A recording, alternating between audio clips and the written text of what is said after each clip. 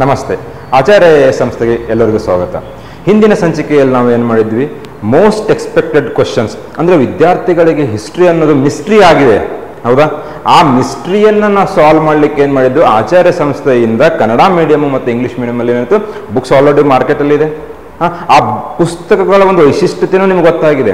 ಯಾಕಂದರೆ ಉತ್ತರ ಹೇಗೆ ಬರೀಬೇಕು, ಬರೀ ನಾವು ವಿಷಯ ಕೊಡ್ತಾ ಇಲ್ಲ, ಆ ಪುಸ್ತಕದಲ್ಲಿ ಏನು ಕೊಡ್ತಾ ಇದ್ದೀವಿ, ಉತ್ತರ ಹೇಗೆ ಬರೀಬೇಕು, ಆ ಉತ್ತರ ಸ್ಟ್ರಕ್ಚರ್, ರಚನೆ ಅಂತ ನಾವು ಏನು ಕರಿತೀವಲ್ಲ, ರಚನೆ ಕೂಡ ಹೇಗಿರಬೇಕು ಅಂತ ಕೂಡ ಏನಾಗಿದೆ ಆ ಪುಸ್ತಕದಲ್ಲಿದೆ. ನಿನ್ನೆ ಒಂದು ಪ್ರಶ್ನೆಯಲ್ಲಿ ಹೇಳಿದೆ ನಿಮಗೆ, ಜಾತಿ ವ್ಯವಸ್ಥೆ ಮತ್ತು ವರ್ಣ ವ್ಯವಸ್ಥೆಯ ಮಧ್ಯೆ ಇದ್ದಂಥ ವ್ಯತ್ಯಾಸಗಳನ್ನು ಪಟ್ಟಿ ಮಾಡಿ ಅಂತ ಹೇಳ್ಬಿಟ್ಟು ಒಂದು ಪ್ರಶ್ನೆ ಇತ್ತು. ಆ ಒಂದು ಪ್ರಶ್ನೆಗೆ ನಾನು ನಿಮಗೆ ಹೇಗೆ ವಿಷಯ ಕೊಟ್ಟಿದ್ದೀನಿ, ಓನ್ಲಿ ಅಲ್ಲಿ ಪಾಯಿಂಟ್ ವೈಸ್ ಕೊಟ್ಟಿಲ್ಲ, ಅಲ್ಲೇ ಕಂಪೇರ್ ಮಾಡಿ ಏನಾಗಿದೆ ಈ ಪುಸ್ತಕದಲ್ಲಿ ಸಿಗ್ತಾ ಇದೆ ನಿಮಗೆ. ಸೊ ಇವತ್ತು ಕೂಡ ಏನು ಮಾಡೋಣ ಅಂದರೆ, ಮೋಸ್ಟ್ ಎಕ್ಸ್ಪೆಕ್ಟೆಡ್ ಕ್ವಶನ್ಸ್ ನಿನ್ನೆ ಎಲ್ಲಿ ನಿಲ್ಲಿಸಿದ್ವಲ್ಲ ಅದನ್ನ ಏನು ಮಾಡೋಣ, ಮತ್ತೆ ಇನ್ನು ಕೆಲವೊಂದು ಪ್ರಶ್ನೆಗಳನ್ನ ತಗೊಂಡು ಯಾವ ರೀತಿ ಪ್ರಶ್ನೆಗಳು ಬರಬಹುದು ಅನ್ನೋದನ್ನ ಏನು ಮಾಡೋಣ ಇವತ್ತಿನ ಒಂದು ಸಂಚಿಕೆಯಲ್ಲಿ ಮತ್ತೆ ಏನು ಮಾಡೋಣ ಡಿಸ್ಕಸ್ ಮಾಡೋಣ. ಸೊ ಇಲ್ಲಿ ಮೊದಲನೇ ಪ್ರಶ್ನೆಯನ್ನು ಮತ್ತೆ ನಾನು ತಗೋದಾದ್ರೆ, ಪ್ರಶ್ನೆ ಏನಿದೆ, explain the similarities and differences between Carnatic music and Hindustani music. ಏನಿದೆ, ಕರ್ನಾಟಕ ಸಂಗೀತ ಮತ್ತು ಹಿಂದೂಸ್ತಾನಿ ಸಂಗೀತ ನಡುವಿನ ಸಾಮ್ಯತೆಗಳು ಮತ್ತು ವ್ಯತ್ಯಾಸಗಳನ್ನ ಪಟ್ಟಿ ಮಾಡಿ ಅಂತ ಇದೆ. ಸೊ ಇಲ್ಲಿ ಏನ್ ಮಾಡ್ಬೇಕು, ನೀವು ಪೀಠಿಕೆಯಲ್ಲಿ ಏನಿರ್ಬೇಕು, ಕರ್ನಾಟಕ ಮತ್ತು ಹಿಂದೂಸ್ತಾನಿ ಸಂಗೀತದ ಬಗ್ಗೆ ಏನ್ ಮಾಡಬೇಕು, ಸಂಕ್ಷಿಪ್ತವಾಗಿ ಉಲ್ಲೇಖಿಸಿ ಅಲ್ಲಿ. ಸೊ ಈ ಪುಸ್ತಕವನ್ನು ನೀವು ತಗೊಂಡಾಗ ಅಂದ್ರೆ ಇಲ್ಲಿ ಮೆನ್ಷನ್ ಮಾಡಿದ್ದೇವೆ ನಾವು. ಸೊ ಆನ್ಸರ್ ಫಾರ್ಮ್ಯಾಟ್ ಅಲ್ಲಿ ಏನಾಗುತ್ತೆ, ನಿಮಗೆ ಪ್ರಶ್ನೆಗೆ ಉತ್ತರ ಸಿಗುತ್ತೆ. ಕರ್ನಾಟಕ ಮತ್ತು ಹಿಂದೂಸ್ತಾನಿ ಸಾಮ್ಯತೆಗಳು ಅಂತ ಇದೆ, ಮತ್ತೆ ವ್ಯತ್ಯಾಸಗಳನ್ನು ಕೂಡ ನಾನು ಏನ್ ಮಾಡಿದ್ದೀನಿ ಇಲ್ಲಿ ಮೆನ್ಷನ್ ಮಾಡಿದ್ದೀನಿ. ನೋಡಿ, ವ್ಯತ್ಯಾಸಗಳನ್ನು ಕೂಡ ಏನ ಪಟ್ಟಿ ರೂಪದಲ್ಲಿ, ಅಂದರೆ ಅಲ್ಲಿ ಏನಾಗುತ್ತೆ ನಿಮಗೆ ರಾಗಗಳು ಏನಿರ್ಬೋದು, ಅಂದ್ರೆ ಹಿಂದೂಸ್ತಾನಿ ಸಂಬಂಧಪಟ್ಟಂತ ರಾಗಗಳು ಬೇರೆ, ಕರ್ನಾಟಕ ಸಂಗೀತಕ್ಕೆ ಸಂಬಂಧಪಟ್ಟಂತಹ ರಾಗಗಳು ಬೇರೆ. ಯಾಕಂದ್ರೆ ಕರ್ನಾಟಕ ಸಂಗೀತದಲ್ಲಿ ನಾವು ನೋಡಿದ್ವಿ 77 ಬಗೆಯ ರಾಗಗಳನ್ನ ಬಳಕೆಯನ್ನ ಮಾಡಿದ್ದಾರೆ, ಆದರೆ ಹಿಂದೂಸ್ತಾನದಲ್ಲಿ 6 ಪ್ರಮುಖ ರಾಗಗಳು ಬರ್ತವೆ. ವಾದ್ಯಗಳು ಏನು, ಪ್ರಭಾವವೇನು, ಮತ್ತೆ ಕೆಲವೊಂದು ಹಿಂದೂಸ್ತಾನಿ ಸಂಗೀತ ಇರ್ಬೋದು, ಮತ್ತೆ ಕರ್ನಾಟಕ ಸಂಗೀತ ಇರ್ಬೋದು, ಅದರಲ್ಲಿ ಏನಿದೆ ಮತ್ತೆ ಉಪಶೈಲಿಗಳಂತ ಬರುತ್ತವೆ. ಅದಾದ ನಂತರ ಗಾಯನ ಸ್ವರಗಳು ಏನಿದಾವೆ, ಈ ರೀತಿಯಾಗಿ ಒಂದು ಕಡೆ ಏನ್ ಮಾಡೋದು, ನಿನ್ನೆ ಹೇಳಿದ್ದೆ ನಿಮಗೆ ಯಾವ ರೀತಿ, ಈ ರೀತಿ ಪೇಪರ್ ಇರುತ್ತೆ ನಿಮಗೆ, ಇಲ್ಲಿ ಹಿಂದೂಸ್ತಾನಿ ಮ್ಯೂಸಿಕ್, ಇಲ್ಲಿ ಕರ್ನಾಟಕ ಮ್ಯೂಸಿಕ್, ಅಲ್ಲೇ ಕಂಪೇರ್ ಮಾಡ್ತಾ ಹೋಗಿ. ಆದ್ರೆ ಸಾಮ್ಯತೆಗಳನ್ನ ಏನ್ ಮಾಡ್ಬೋದು, ಪಾಯಿಂಟ್ ವೈಸ್ ಬರೆದ್ರು ನಡೆಯುತ್ತೆ ನಿಮಗೆ. ಆದರೆ ವ್ಯತ್ಯಾಸಗಳನ್ನಂತ ಕೇಳಿದಾಗ ಏನ್ ಮಾಡ್ಬೇಕು, ಏನೋ ಪಟ್ಟಿ ಮಾಡಿ ಅಲ್ಲಿ ಅಲ್ಲೇ ಒಂದ್ ಕಡೆ ಏನು ಕರ್ನಾಟಕ, ಒಂದ್ ಕಡೆ ಕರ್ನಾಟಕ ಎಕ್ಸ್ಪ್ಲೇನ್ ಮಾಡೋದು, ಇನ್ನೊಂದ್ ಕಡೆ ಹಿಂದೂಸ್ತಾನಿ ಎಕ್ಸ್ಪ್ಲೇನ್ ಮಾಡೋದು, ಆ ರೀತಿ ಮಾಡುವಂತ ಅವಶ್ಯಕತೆನೇ ಬರೋದಿಲ್ಲ. ಸೊ ಇಲ್ಲಿ ಏನಿದೆ ಪ್ರಶ್ನೆ 2 ಭಾಗದಲ್ಲಿದೆ. ಸೊ ಹಿಂದಿನ ಒಂದು ವಿಡಿಯೋದಲ್ಲಿ ಕೂಡ ಹೇಳಿದ್ದೆ ನಾನು, ಏನಂತ ಹೇಳಿದ್ದೆ, ಪ್ರಶ್ನೆಯನ್ನು ನೋಡಿದಾಗ ಅದು ಎಷ್ಟು ಭಾಗದಲ್ಲಿ ಡಿವೈಡ್ ಆಗಿದೆ ಅನ್ನೋದನ್ನ ಕೂಡ ನಾವು ಫಸ್ಟ್ ಏನು ಮಾಡಬೇಕು, ಐಡೆಂಟಿಫೈ ಮಾಡಬೇಕು. ಸೊ ಪೀಠಿಕೆಯಲ್ಲಿ ಏನು ಹೇಳಿ, ಕರ್ನಾಟಕ ಮತ್ತು ಹಿಂದೂಸ್ತಾನಿ ಸಂಗೀತದ ಬಗ್ಗೆ ಸಂಕ್ಷಿಪ್ತವಾಗಿ ಉಲ್ಲೇಖಿಸಿ ಏನ್ ಮಾಡಿದ್ರೆ, ನಂತರ ಸಾಮ್ಯತೆಗಳು. ಫಸ್ಟ್ ಏನ್ ಕೇಳಿದ್ದಾರೆ ಅವರು, ಸಿಮಿಲಾರಿಟೀಸ್. ಸೊ ನಿಮ್ಮ ಆನ್ಸರ್ ಫ್ಲೋನು ಕೂಡ ಏನಿರಬೇಕು, ಅದೇ ರೀತಿ ಹೋಗ್ಬೇಕು. ಅಂದ್ರೆ ಪ್ರಶ್ನೆ ಮೊದಲು ಏನ್ ಕೇಳಿದ್ದಾರೆ, ಸಿಮಿಲಾರಿಟೀಸ್, ಸಾಮ್ಯತೆಗಳನ್ನ ಕೇಳಿದ್ದಾರೆ. ಸೊ ಮುಖ್ಯ ಭಾಗದಲ್ಲಿ ಮೊದಲು ಏನ್ ಮಾಡಿ, ಹಿಂದೂಸ್ತಾನಿ ಮತ್ತು ಏನು ಕರ್ನಾಟಕ ಎರಡರ ಮಧ್ಯೆ ಏನಿದೆ ಕೆಲವೊಂದು ಸಾಮ್ಯತೆಗಳಿದ್ದಾವೆ. ಸೊ ಸಾಮ್ಯತೆಗಳು ನಾನು ಮೆನ್ಷನ್ ಮಾಡಿದ್ದೀನಿ, ಏನಂತ ಮೆನ್ಷನ್ ಮಾಡಿದ್ದೀನಿ, ಸಂಸ್ಕೃತ ಭಾಷೆ ಲಿಪಿಗಳೊಂದಿಗೆ ಮತ್ತು ವೇದಿಕ ಸಂಪ್ರದಾಯಗಳ ಮೂಲಕ ವಿಕಸನಗೊಂಡು, ಅಂದ್ರೆ ಹಿಂದೂಸ್ತಾನಿ ಸಂಗೀತ ಇರ್ಬೋದು ಮತ್ತೆ ಕರ್ನಾಟಕ ಸಂಗೀತ ಇರ್ಬೋದು, ಏನು ಬಳಸಿಕೆ ಮಾಡುವಂತಹ ಲಿಪಿಗಳು ಇರ್ಬೋದು, ಅವು ಹೇಗೆ ಅಭಿವೃದ್ಧಿ ಆದವಲ್ಲ ಅದರಲ್ಲಿ ಏನಿದೆ ಕೆಲವೊಂದು ಸಾಮ್ಯತೆಗಳಿದಾವೆ. ಬಳಸುವಂತ ಲಿಪಿ ಯಾವುದು, ಈ ರೀತಿ ಬಳಸುವಂತಹ ಭಾಷೆ ಯಾವುದು, ಇದರಿಂದ ಏನಾಗಿದೆ ಸಾಮ್ಯತೆಗಳಿದೆ. ಸೊ ಸಾಮ್ಯತೆಗಳಲ್ಲಿ ಒಂದು 4 ರಿಂದ 5 ಪಾಯಿಂಟ್, ಅದಾದ ನಂತರ ವ್ಯತ್ಯಾಸಗಳಲ್ಲಿ ಒಂದು 4 ರಿಂದ 5 ಪಾಯಿಂಟ್. ಸೊ ಇದು ಆದ ನಂತರ ಪ್ರಶ್ನೆಯ ಅನುಗುಣವಾಗಿ ಇಲ್ಲಿ ಕೂಡ ನೀವು ಮೆನ್ಷನ್ ಮಾಡಿದ್ದೀನಿ ನಾನು, ವ್ಯತ್ಯಾಸಗಳನ್ನು ಉಲ್ಲೇಖಿಸಿದ ಉತ್ತರದ ಪ್ರಸ್ತುತಿಯ ಮೇಲೆ ಕೇಂದ್ರೀಕರಿಸಬೇಕು. ಅಂದ್ರೆ ನೀವು ಹೇಗೆ ಪ್ರೆಸೆಂಟ್ ಮಾಡ್ತಾ ಇದ್ದೀರಲ್ಲ ಆನ್ಸರ್, ಅದರ ಮೇಲೆ ಗಮನ ಕೊಡಿ. ಅದಾದ ನಂತರ ಪ್ರಶ್ನೆ ಅನುಗುಣವಾಗಿ ಉಪಸಂಹಾರದೊಂದಿಗೆ ಉತ್ತರವನ್ನ ಪರಿಗಣಿಸಿ. ಅಂದ್ರೆ ಅವುಗಳ ಒಂದು ಪರಂಪರೆ ಏನು ಉಳ್ಕೊಂಡಿದೆಯಲ್ಲ ನಮ್ಮ ಒಂದು ಸಂಗೀತದಲ್ಲಿ, ಇವಾಗಿನ ಕೂಡ ನಾವು ಬಳಕೆಯನ್ನ ಮಾಡ್ತಾ ಇದ್ದೀವಿ, ಕರ್ನಾಟಕ ಸಂಗೀತ ಮತ್ತು ಹಿಂದೂಸ್ತಾನಿ ಸಂಗೀತ ಇನ್ನೂ ಅಭಿವೃದ್ಧಿಗೊಂಡಿದೆ. ಸೊ ಅದರ ಒಂದು ಪ್ರಸ್ತುತಿ ಇರ್ಬೋದು, ಅದರ ಪರಂಪರೆ ಇರ್ಬೋದು. ಸೊ ಈ ರೀತಿಯಾದಂತಹ ಒಂದು ಏನ್ ಮಾಡಿ, ಉಪಸಂಹಾರದೊಂದಿಗೆ ನಿಮ್ಮ ಆನ್ಸರ್ನ ಎಂಡ್ ಮಾಡಿ. ಸೊ ಕನ್ಕ್ಲೂಡ್ ಅಕಾರ್ಡಿಂಗ್ಲಿ ಅಂತ ಹೇಳಿದ್ದೀನಿ. ಅದರ ಲೆಗಸಿ ಅಂತ ನಾವೇನ್ ಕರಿತೀವಲ್ಲ ಅದರದ ಮೂಲಕ, ಅಂದ್ರೆ ಇಲ್ಲಿವರೆಗೂ ಈ ರೀತಿಯಾದಂತಹ ಪ್ರಶ್ನೆ ಅವರು ಕೇಳಿಲ್ಲ. ಇದರಲ್ಲಿ ಏನಿದೆ, ಸಿಲೆಬಸ್ ಅಲ್ಲಿ ಕರ್ನಾಟಕ ಮ್ಯೂಸಿಕ್ ಅಂತ ಇದೆ, ಹಿಂದೂಸ್ತಾನಿ ಮ್ಯೂಸಿಕ್ ಅಂತ ಇದೆ. ಆದ್ರೆ ಎರಡೂ ಅವ್ರು ಏನ್ ಮಾಡ್ಬೋದು, ಕಂಪ್ಯಾರಿಸನ್ ಕೇಳಬಹುದು. ಇಲ್ಲ ಓನ್ಲಿ ಕರ್ನಾಟಕ ಮ್ಯೂಸಿಕ್ ಬಗ್ಗೆ ನೀವು ಚರ್ಚಿಸಿ, ಅದಾದ ನಂತರ ಹಿಂದೂಸ್ತಾನಿ ಮ್ಯೂಸಿಕ್ ಬಗ್ಗೆ ಚರ್ಚಿಸಿ. ಸೊ ಪ್ರತಿಯೊಂದಕ್ಕೂ ನಿಮಗೆ ಏನಾಗಿದೆ ಈ ಪುಸ್ತಕದಲ್ಲಿ ಏನಾಗುತ್ತೆ ವಿಷಯ ಸಿಗುತ್ತೆ. ಇನ್ ಕೇಸ್ ಅವರು ಓನ್ಲಿ ಇಂಡಿವಿಜುವಲಿ ಕೇಳಿದ್ರೆ ಅಂದ್ರೆ ಸಿಮಿಲಾರಿಟೀಸ್ ಮತ್ತು ಡಿಫ್ರೆನ್ಸಸ್ ಬಿಟ್ಟು ಯಾವುದು ಕಾರ್ನಾಟಿಕ್ ಮ್ಯೂಸಿಕ್ ಮತ್ತೆ ಹಿಂದೂಸ್ತಾನಿ ಮ್ಯೂಸಿಕ್ ವೈಯಕ್ತಿಕವಾಗಿ ಎಕ್ಸ್ಪ್ಲೇನ್ ಮಾಡಿ ಅಂತ ಕೇಳಿದ್ರು ಏನಾಗುತ್ತೆ ನಿಮಗೆ ಇಲ್ಲಿ ಕಂಟೆಂಟ್ ಸಿಗುತ್ತೆ. ಇಲ್ಲ ಕಂಪ್ಯಾರಿಸನ್ ಮಾಡಿದ್ರು ಕೂಡ ಏನಾಗುತ್ತೆ ನಿಮಗೆ ಇಲ್ಲಿ ಕಂಟೆಂಟ್ ಇದೆ. ಸೊ ಈ ರೀತಿಯಾದಂತಹ ಪ್ರಶ್ನೆ ಇಲ್ಲಿವರೆಗೂ ಬಂದಿಲ್ಲ. ಸೊ ಬರುವಂತಹ ಚಾನ್ಸಸ್ ಏನಿದೆ ಜಾಸ್ತಿ ಇರುತ್ತೆ. ಹೌದಾ? ಇನ್ನು ಎರಡನೇ ನೆಕ್ಸ್ಟ್ ಪ್ರಶ್ನೆಯನ್ನು ನೋಡೋದಾದ್ರೆ ನಾವು ಏನಿದೆ ಪ್ರಶ್ನೆ, write a note on 3 classical dances of India. ಭಾರತದ 3 ಶಾಸ್ತ್ರೀಯ ನೃತ್ಯಗಳ ಮೇಲೆ ಒಂದು ಟಿಪ್ಪಣಿಯನ್ನ ಬರೆಯಿರಿ ಅಂತ ಕೇಳಿದ್ದಾರೆ. ಸೊ ಇಲ್ಲಿ ಕೂಡ ಏನಾಗುತ್ತೆ ನಮಗೆ ಪೀಠಿಕೆಯಲ್ಲಿ ಏನ್ಬೇಕು, ಭಾರತೀಯ ಶಾಸ್ತ್ರೀಯ ನೃತ್ಯಗಳು ಮತ್ತು ನಾಟ್ಯಶಾಸ್ತ್ರದ ಬಗ್ಗೆ ಸಂಕ್ಷಿಪ್ತವಾಗಿ ಉಲ್ಲೇಖಿಸಿ. ಭರತ ಮುನಿ ಬರೆದಂತಹ ನಾಟ್ಯಶಾಸ್ತ್ರದಲ್ಲಿ ಏನಿದೆ ನಮಗೆ ಶಾಸ್ತ್ರೀಯ ನೃತ್ಯಗಳ ಬಗ್ಗೆ ಉಲ್ಲೇಖ ಮಾಡಿದ್ದಾರೆ. ಹೌದಾ? ಅದ್ರ ಜೊತೆಗೆ ನಮ್ಮ ಮಿನಿಸ್ಟ್ರಿ ಆಫ್ ಕಲ್ಚರ್ ಅಂತ ಏನ್ ಕರಿತೀವಲ್ಲ ಅವರು ಕೂಡ ಐಡೆಂಟಿಫೈ ಮಾಡಿದ್ದಾರೆ ಯಾವ್ದು ಕ್ಲಾಸಿಕಲ್ ಡ್ಯಾನ್ಸು ಯಾವ್ದು ಇಲ್ಲ ಅಂತ ಹೇಳ್ಬಿಟ್ಟು. ಅದರ ಬಗ್ಗೆ ಏನ್ ಮಾಡಿ ಪೀಠಿಕೆಯಲ್ಲೇ ಬರೋದು. ಭರತ ಮುನಿ ಏನ್ ಮಾಡಿದ್ದಾರೆ, ಆ ಒಂದು ನಾಟ್ಯಶಾಸ್ತ್ರದಲ್ಲಿ ಕ್ಲಾಸಿಕಲ್ ಡ್ಯಾನ್ಸ್ ಶಾಸ್ತ್ರೀಯ ನೃತ್ಯಗಳ ಬಗ್ಗೆ ನೀಟಾಗಿ ಎಕ್ಸ್ಪ್ಲೇನ್ ಮಾಡ್ತಾನೆ ಬಂದಿದ್ದಾರೆ. ಹೌದಾ? ಅದ್ರ ಬಗ್ಗೆ ಉಲ್ಲೇಖ ಮಾಡಿ. ಅದಾದ ನಂತರ ಯಾವುದೇ 3 ಭಾರತೀಯ ಶಾಸ್ತ್ರೀಯ ನೃತ್ಯಗಳನ್ನ ವಿವರಿಸಿ ಟಿಪ್ಪಣಿ ಬರೆಯಿರಿ ಅಂತ ಕೇಳಿದ್ದಾರೆ. ಸೊ ಈ ಪುಸ್ತಕದಲ್ಲೂ ಕೂಡ ಮತ್ತೆ ನಾನೇನ್ ಮಾಡಿದ್ದೀನಿ ಇಲ್ಲಿ ಯಾವ್ಯಾವ ಭಾರತೀಯಲ್ಲಿ ಒಂದು ಶಾಸ್ತ್ರೀಯ ನೃತ್ಯಗಳಿದಾವೆ. ಭರತನಾಟ್ಯ ಇರ್ಬೋದು, ಕುಚಿಪುಡಿ ಇರ್ಬೋದು, ಮೋಹಿನಿ ಆಟಂ ಇರ್ಬೋದು, ಒಡಿಸಿ ಇರ್ಬೋದು, ಅದ್ರ ಬಗ್ಗೆ ನಾವು ಬರಿತಾ ಹೋಗ್ತೀವಿ. ಆದ್ರೆ ನಾವು ಮಾಡುವಂತ ಮತ್ತೆ ಇಲ್ಲಿ ಮಿಸ್ಟೇಕ್ ಏನಿರುತ್ತೆ ಅಂದ್ರೆ ಆ ಭರತನಾಟ್ಯ ಅಂತ ನಾವು ಏನ್ ತಗೊಳ್ತೀವಲ್ಲ, ಫಾರ್ ಎಕ್ಸಾಂಪಲ್ ಇವಾಗ ಭರತನಾಟ್ಯ ಅನ್ನೋ ಪದಕ್ಕನೇ ಏನಿದೆ ಒಂದು ಮೀನಿಂಗ್ ಇದೆ. ಉದಾಹರಣೆಗೆ ಇಲ್ಲಿ ಮೆನ್ಷನ್ ಮಾಡಿದ್ದೀನಿ ನಾನು, ಬ ಅಂದ್ರೆ ಏನು ಭಾವನೆಗಳು, ರ ಅಂದ್ರೆ ಏನು ರಾಗ ಅಂದ್ರೆ ಸ್ವರಗಳು, ತ ಅಂದ್ರೆ ಏನು ತಾಳ ಅಂದ್ರೆ ಲಯಬದ್ಧವಾಗಿ ಅವ್ರೇನು ತಾಳವನ್ನು ಹಾಕ್ತಾರೆ ಅದು. ಅದಾದ್ಮೇಲೆ ನಾಟ್ಯಂ ಅಂದ್ರೆ ಸಂಸ್ಕೃತದಲ್ಲಿ ನಾಟ್ಯಂ ಅಂದ್ರೆ ಏನು ನಾಟಕ ಅಂದ್ರೆ ಒಂದು ಕಥೆಯನ್ನ ಹೇಳ್ತಾರೆ ಎದರ ಮೂಲಕ, ನಿಮ್ಮ ಒಂದು ಭಾವನೆ ಸ್ವರಗಳ ಮೂಲಕ. ಸೊ ಆ ಭರತನಾಟ್ಯಂ ಅಂತ ಏನಿದೆ ಆ ಪದಕ್ಕನೇ ಒಂದು ಅರ್ಥ ಇದೆ. ಹೌದಾ? ಅದನ್ನ ಮೆನ್ಷನ್ ಮಾಡಲೇಬೇಕು ನೀವು. ಅದಾದ ನಂತರ ಭರತನಾಟ್ಯಂ ನಾವೇನ್ ಮಾಡ್ತೀವಿ, ಆ ಒಂದು ರಾಜ್ಯದಲ್ಲಿದೆ, ಇವರು ಫೇಮಸ್ ಇದ್ದಾರೆ ಅಷ್ಟೇ ಸಂಕ್ಷಿಪ್ತವಾಗಿ ಬಿಟ್ಬಿಡ್ತೀವಿ. ಆದ್ರೆ ಅದಲ್ಲ. ಆದರೆ ಭರತನಾಟ್ಯಂಕೇನಿದೆ ಆ ಒಂದು ನೃತ್ಯಕ್ಕೆ ಆದಂತ ವೈಶಿಷ್ಟ್ಯತೆ ಇದೆ. ಅದು ಯಾವ ವಿಷಯ ಸುತ್ತ ಇರುತ್ತೆ. ಯಾಕಂದ್ರೆ ಯಾವುದೇ ಒಂದು ನೃತ್ಯ ಇಲ್ಲಿ ಕೆಲವೊಂದು ವಿಷಯಗಳ ಮೇಲೆ ಅವ್ರು ಏನ್ ಮಾಡ್ತಾರೆ ಕೇಂದ್ರೀಕರಿಸ್ತಾರೆ. ಇವಾಗ ಭರತನಾಟ್ಯಂ ಅಂತ ತಗೊಂಡು ವಿಷಯ ಏನ್ ಮಾಡುತ್ತೆ ಅಲ್ಲಿ ಇಲ್ಲಿ ಮೆನ್ಷನ್ ಮಾಡಿದ್ದೀನಿ ನಿಮಗೆ ಏನಂತ, ಪ್ರೀತಿ, ಭಕ್ತಿ, ತಾಯಿಯ ವಾತ್ಸಲ್ಯ ವಿಷಯಗಳ ಮೇಲೆ ಹೆಚ್ಚು ಏನ್ ಮಾಡ್ತಾರೆ ಇವರು ಕೇಂದ್ರೀಕರಿಸ್ತಾರೆ ಅಲ್ಲಿ ಭರತನಾಟ್ಯದಲ್ಲಿ. ಅದು ಆದ ನಂತರ ಅವರಲ್ಲಿ ಬಳಕೆ ಮಾಡುವಂತ ವಾದ್ಯಗಳು ಯಾವುದು, ಅಲಂಕಾರ ಹೇಗಿರುತ್ತೆ, ಅಲ್ಲಿದ್ದಂತ ಅಂಶಗಳು, ಉದಾಹರಣೆಗೆ ಅಲರಿಪ್ಪು, ಜತೀಸ್ವರ್ಮನ್ ಅಂತ ಹೇಳ್ಬಿಟ್ಟು ಏನ್ ಮಾಡುತ್ತೆ ಇವಾಗ ಶಬ್ದಮು, ವರ್ಣಮು ಅಂತ ಹೇಳ್ಬಿಟ್ಟು ಕೆಲವೊಂದು ವಿಷಯಗಳು ಏನಾಗಿದೆ ಪ್ರಮುಖ ಅಂಶಗಳಿರುತ್ತೆ. ಇದನ್ನೇನ್ ಮಾಡ್ಬೇಕು ನೀವು ಅಲ್ಲಿ ವಿವರಣೆ ಕೊಡಲೇಬೇಕು.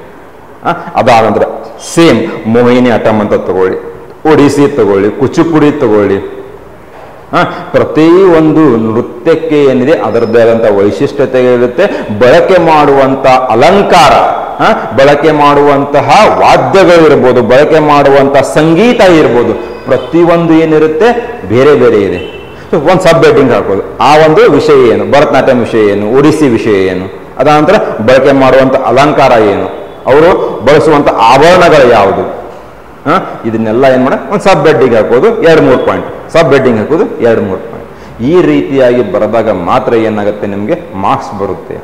ಸೊ ಇಲ್ಲಿ ಏನ್ ಕೇಳಿದ್ರೆ 3 ಕೇಳಿದ್ದಾರೆ ಅವರು. ಸೊ 3 ಕೇಳಿದ್ರೆ ಅಂದ್ರೆ 3 ಬರಿಬೇಕು. ನಮ್ಗೆ ಹೆಚ್ಚಿಗೆ ಗೊತ್ತಿದೆ ಅಂತ ಹೇಳ್ಬಿಟ್ಟು ಮತ್ತೆ 4-5 ಬರೆಯುವಾಗಿಲ್ಲ. ಅಂದರೆ ಒಂದು ನಾಟ್ಯದ ಕರೆಕ್ಟ್ ಆಗಿ ಎಕ್ಸ್ಪ್ಲೇನ್ ಮಾಡಿ ಮುಗಿದು ಹೋಗ್ಬಿಡುತ್ತೆ. ನಾವೇನ್ ಮಾಡ್ತೀವಿ, ವಿಷಯದ ಕೊರತೆ ಇದ್ದಾಗ ಏನ್ ಮಾಡ್ತೀವಿ 4-5 ಬರಿತಾ ಹೋಗ್ತೀವಿ, ಮಾಡ್ಲಿಕ್ಕೆ ಹೋಗ್ಬಿಟ್ಟು. ಅವ್ರು ಕೇಳಿದ್ದಷ್ಟು 3 ಕೇಳಿದ್ರು. ಶಾಸ್ತ್ರೀಯ ಅದಾದ್ಮೇಲೆ ಉಪಸಂಹಾರದಲ್ಲಿ ಏನ್ ಮಾಡ್ಬೇಕು, ಶಾಸ್ತ್ರೀಯ ನೃತ್ಯಗಳ ಪರಂಪರೆ ಅಂದ್ರೆ ಇವಾಗ ಯಾವ ರೀತಿ ಇದೆ ಅಂದ್ರೆ ಯಾರು ಫೇಮಸ್ ಡ್ಯಾನ್ಸರ್ಸ್ ಇರ್ತಾರೆ ಅವರಿಗೆ ಅವರದಾದಂತ ಅವಾರ್ಡ್ಸ್ ಬಂದಿರುತ್ತೆ. ಅದ್ರ ಬಗ್ಗೆ ಆ ಪರಂಪರೆಯನ್ನ ಉಲ್ಲೇಖಿಸುವ ಮೂಲಕ ಏನ್ ಮಾಡಿ ನೀವು ನಿಮ್ಮ ಒಂದು ಆನ್ಸರ್ನ ಎಂಡ್ ಮಾಡಿ. ಹೌದಾ? ಇಲ್ಲಿ ಕ್ಲಾಸಿಕಲ್ ಡ್ಯಾನ್ಸ್ ಮೇಲೆ ಕೂಡ ಕ್ವಶನ್ ಬಂದಿಲ್ಲ, ಬರುವಂತಹ ಚಾನ್ಸಸ್ ಏನಿದೆ ಜಾಸ್ತಿ ಇದೆ ಬರುವಂತಹ ಮೇನ್ಸ್ ಅಲ್ಲಿ. ಓಕೆ, ಇನ್ನ ಮುಂದಿನ ಪ್ರಶ್ನೆಯನ್ನು ನಾವು ತಗೊಳ್ಳೋದಾದ್ರೆ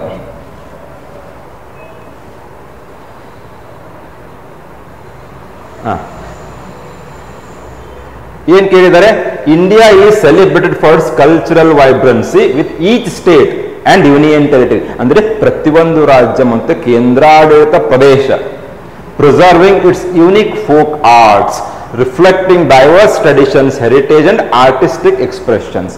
ಕ್ವಶನ್ ಸಿಂಪಲ್ ಇದೆ, ಆದ್ರೆ ಕ್ವಶನ್ ಏನಾಗಿದೆ ಲೆಂದಿ ಮಾಡಿದ್ದಾರೆ ಅಷ್ಟೇ ಅವರು. ಮತ್ತೆ ಇಲ್ಲೇನಿದೆ, ಭಾರತವು ತನ್ನ ಸಾಂಸ್ಕೃತಿಕ ಚೈತನ್ಯಕ್ಕೆ ಪ್ರಸಿದ್ಧವಾಗಿದೆ, ಏಕೆಂದರೆ ಪ್ರತಿಯೊಂದು ರಾಜ್ಯ ಮತ್ತು ಕೇಂದ್ರಾಡಳಿತ ಪ್ರದೇಶವು ತನ್ನ ವಿಶಿಷ್ಟ ಜಾನಪದ ಕಲೆಗಳ ನೆಲೆಯಾಗಿ, ಅಂದರೆ ಆ ಒಂದು ರಾಜ್ಯ, ಪ್ರತಿಯೊಂದು ರಾಜ್ಯ ಮತ್ತೆ ಪ್ರತಿಯೊಂದು ಕೇಂದ್ರಾಡಳಿತ ಪ್ರದೇಶದಲ್ಲಿ ಏನಿದೆ ಇವಾಗ ಜಾನಪದ ಕಲೆಗಳಿದ್ದಾವೆ.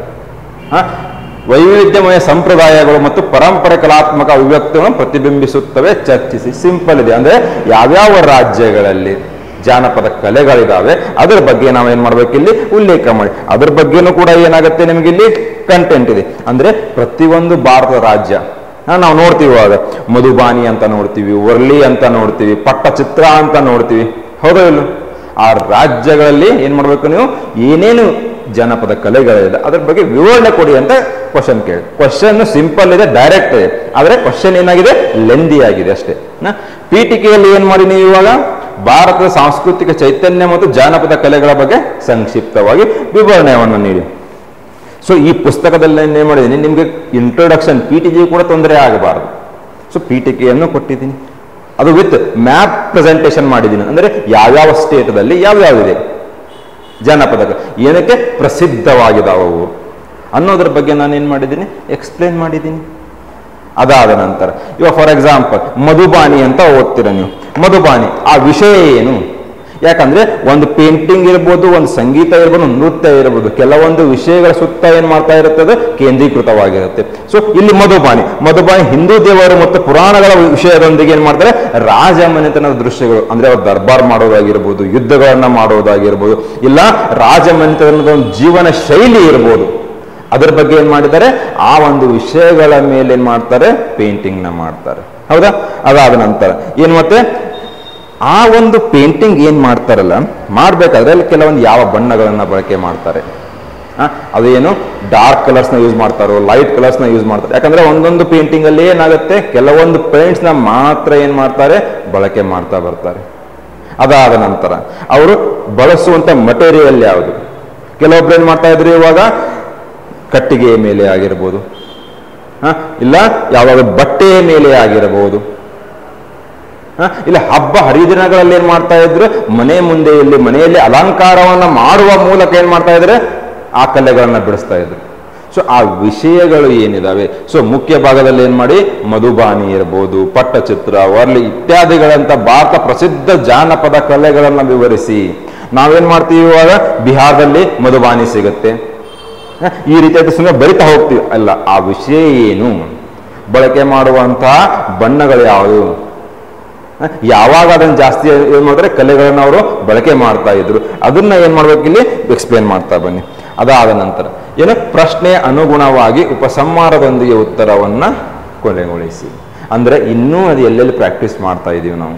ಯಾರಾದ್ರೂ ಫೇಮಸ್ ಪರ್ಸನಾಲಿಟೀಸ್ ಇರ್ತಾರೆ, ಆ ಒಂದು ಕಲೆಗೆ ಸಂಬಂಧಪಟ್ಟಂತೆ, ಇಲ್ಲ ಆ ಒಂದು ಕಲೆಗಳು ನಮ್ಮ ಜೀವನ ಶೈಲಿಯ ಮೇಲೆ ಏನು ಪ್ರಭಾವವನ್ನ ಬೀರಿದೆ ಅನ್ನೋದರ ಮೂಲಕ ಏನ್ ಮಾಡಿ ನಿಮ್ಮ ಒಂದು ಆನ್ಸರ್ನ ಎಂಡ್ ಮಾಡೋಣ. ಸೊ ಇಲ್ಲಿವರೆಗೂ ಫೋಕ್ ಆರ್ಟ್ಸ್ ಮೇಲೆ ಕೂಡ ಕ್ವಶನ್ ಬಂದಿಲ್ಲ. ಸೊ ಬರುವಂತ ಚಾನ್ಸಸ್ ಏನಿದೆ ಈ ವರ್ಷ ಜಾಸ್ತಿ ಇರುತ್ತೆ. ಸೊ ಇನ್ನೊಂದು ಪ್ರಶ್ನೆಯನ್ನು ನಾವು ನೋಡೋದಾದ್ರೆ ಏನಿದೆ ಪ್ರಶ್ನೆ, Indian art and culture have profoundly influence the civilisations of south East Asia. ಅಂದರೆ ಭಾರತದ ಒಂದು ಆಗ್ನೇಯ ದೇಶ, ಭಾರತಕ್ಕೆ ಸಂಬಂಧಪಟ್ಟ ಆಗ್ನೇಯ ದೇಶಗಳಂತ ನಾವು ಏನ್ ಕರಿತೀವಲ್ಲ, ಭಾರತಕ್ಕೆ ಇರುವಂತ ಆಗ್ನೇಯ ದೇಶಗಳು, ಅದಕ್ಕೆ shaping their society, religion and literature. ಅಂದರೆ ಭಾರತದ ಸಂಸ್ಕೃತಿ ಆಗ್ನೇಯ ದೇಶಗಳ ಮೇಲೆ ಎಲ್ಲಿ ಸಾಮಾಜಿಕ ಅಂಶಗಳಲ್ಲಿ, ಧಾರ್ಮಿಕ ಅಂಶಗಳಲ್ಲಿ ಮತ್ತು ಅಲ್ಲಿನ ಸಾಹಿತ್ಯದ ಮೇಲೆ ಏನ್ ಮಾಡಿದೆ, ಪ್ರಭಾವವನ್ನ ಬೀರಿದೆ. ಭಾರತೀಯ ಕಲೆ ಮತ್ತು ಸಂಸ್ಕೃತಿಯು ಆಗ್ನೇಯ ಏಷ್ಯಾದ ಸಮಾಜ, ಧರ್ಮ ಮತ್ತು ಸಾಹಿತ್ಯವನ್ನು ರೂಪಿಸುವ ಮೂಲಕ ಅಲ್ಲಿ ನಾಗರಿಕತೆಯ ಮೇಲೆ ಗಾಢವಾಗಿ ಪ್ರಭಾವ ಬೀರಿದೆ. ವಿವರಿಸಿ. ಸಿಂಪಲ್ ಆಗಿದೆ, ಹೌದಾ? ನಮಗೆಲ್ಲರೂ ಏನ್ ಮಾಡ್ತೀವಿ, ಇವಾಗ ಆಗ್ನೇಯ ಏಷ್ಯಾ ದೇಶದ ಅಂದ ತಕ್ಷಣ ಬುದ್ಧಿಸಂ ಮಾತ್ರ ನೆನಪು ಬಂದ್ಬಿಡುತ್ತೆ, ಅದ್ರ ಮೇಲೇನೆ ಎಕ್ಸ್ಪ್ಲೇನ್ ಮಾಡ್ತಾ ಹೋಗ್ಬಿಡ್ತೀವಿ. ಆದ್ರೆ ಅದು ಓನ್ಲಿ ಒನ್ ಡೈಮೆನ್ಷನ್ ಆಗಿಬಿಡುತ್ತೆ, ಹೌದಾ? ಆದ್ರೆ ಇಲ್ಲಿ ನಾವು ಕವರ್ ಮಾಡ್ಬೇಕಾಗಿದ್ದೇನು, ಸಾಮಾಜಿಕವಾಗಿ, ಧಾರ್ಮಿಕವಾಗಿ ಮತ್ತು ಸಾಹಿತ್ಯಿಕವಾಗಿ ಏನು ಪ್ರಭಾವವನ್ನು ಬೀರಿದೆ. ಸೊ ಇಲ್ಲಿ ನಾನು ಏನು ಮಾಡಿದ್ದೀನಿ, ನಿಮ್ಮ ಟಾಪಿಕ್ ಇದೆ ಏನಂತ, ಭಾರತದ ಪ್ರಭಾವ ಬೇರೆ ಬೇರೆ ದೇಶಗಳಲ್ಲಿರ್ಬೋದು, ಎಲ್ಲಿ ಜಪಾನ್ ಇರ್ಬೋದು, ಚೈನಾ ಇರ್ಬೋದು, ಶ್ರೀಲಂಕಾ ಇರ್ಬೋದು, ಇಲ್ಲ ಮಧ್ಯ ಅಥವಾ ಕೇಂದ್ರ ಏಷ್ಯಾ ಭಾಗದ ಮೇಲೆ ಇರ್ಬೋದು, ಪ್ರತಿಯೊಂದು ಸುತ್ತಮುತ್ತ ಇರ್ತಕ್ಕಂಥ ಪ್ರದೇಶಗಳ ಮೇಲೆ ಏನಾಗಿದೆ, ಭಾರತೀಯ ಒಂದು ಸಮಾಜ, ಭಾರತೀಯ ಒಂದು ಸಂಸ್ಕೃತಿ ಏನಾಗಿದೆ ಪ್ರಭಾವವನ್ನು ಬೀರ್ತಾ ಬಂತು. ಆ ಪ್ರಭಾವ ಇಲ್ಲಿ ಏನ್ ಮಾಡಿದ್ದಾರೆ, ಸೌತ್ ಈಸ್ಟ್ ಏಷ್ಯಾ ಅಂತ ಕೇಳಿದ್ದಾರೆ. ಅಲ್ಲೇನ್ ಮಾಡ್ಬೇಕು ನಾವು, ಫಸ್ಟ್ಗೆ ಯಾವ ಕೇಳಿದ್ದಾರೆ, ಸಮಾಜದ ಮೇಲೆ. ಸೊ ಸಮಾಜದ ಮೇಲೆ ಯಾವ ರೀತಿಯಾದಂತಹ ಪ್ರಭಾವ ಬೀರ್ತೀವಿ ಅಂತ ಎಕ್ಸ್ಪ್ಲೈನ್ ಮಾಡಿ. ಇಲ್ಲಿದ್ದಂತಂದ್ರೆ ನಮ್ಮ ಭಾರತೀಯ ಸಮಾಜದಲ್ಲಿದ್ದಂತಹ ವರ್ಣ ಪದ್ಧತಿಯನ್ನು ಕೂಡ ಅವರು ಫಾಲೋ ಮಾಡಿದ್ದಾರೆ. ಹಲವಾರು ಅಲ್ಲಿನ ಸಾಹಿತ್ಯ ಕೃತಿಗಳಲ್ಲಿ ವರ್ಣ ಪದ್ಧತಿಯ ಬಗ್ಗೆ ಉಲ್ಲೇಖ ಇದೆ.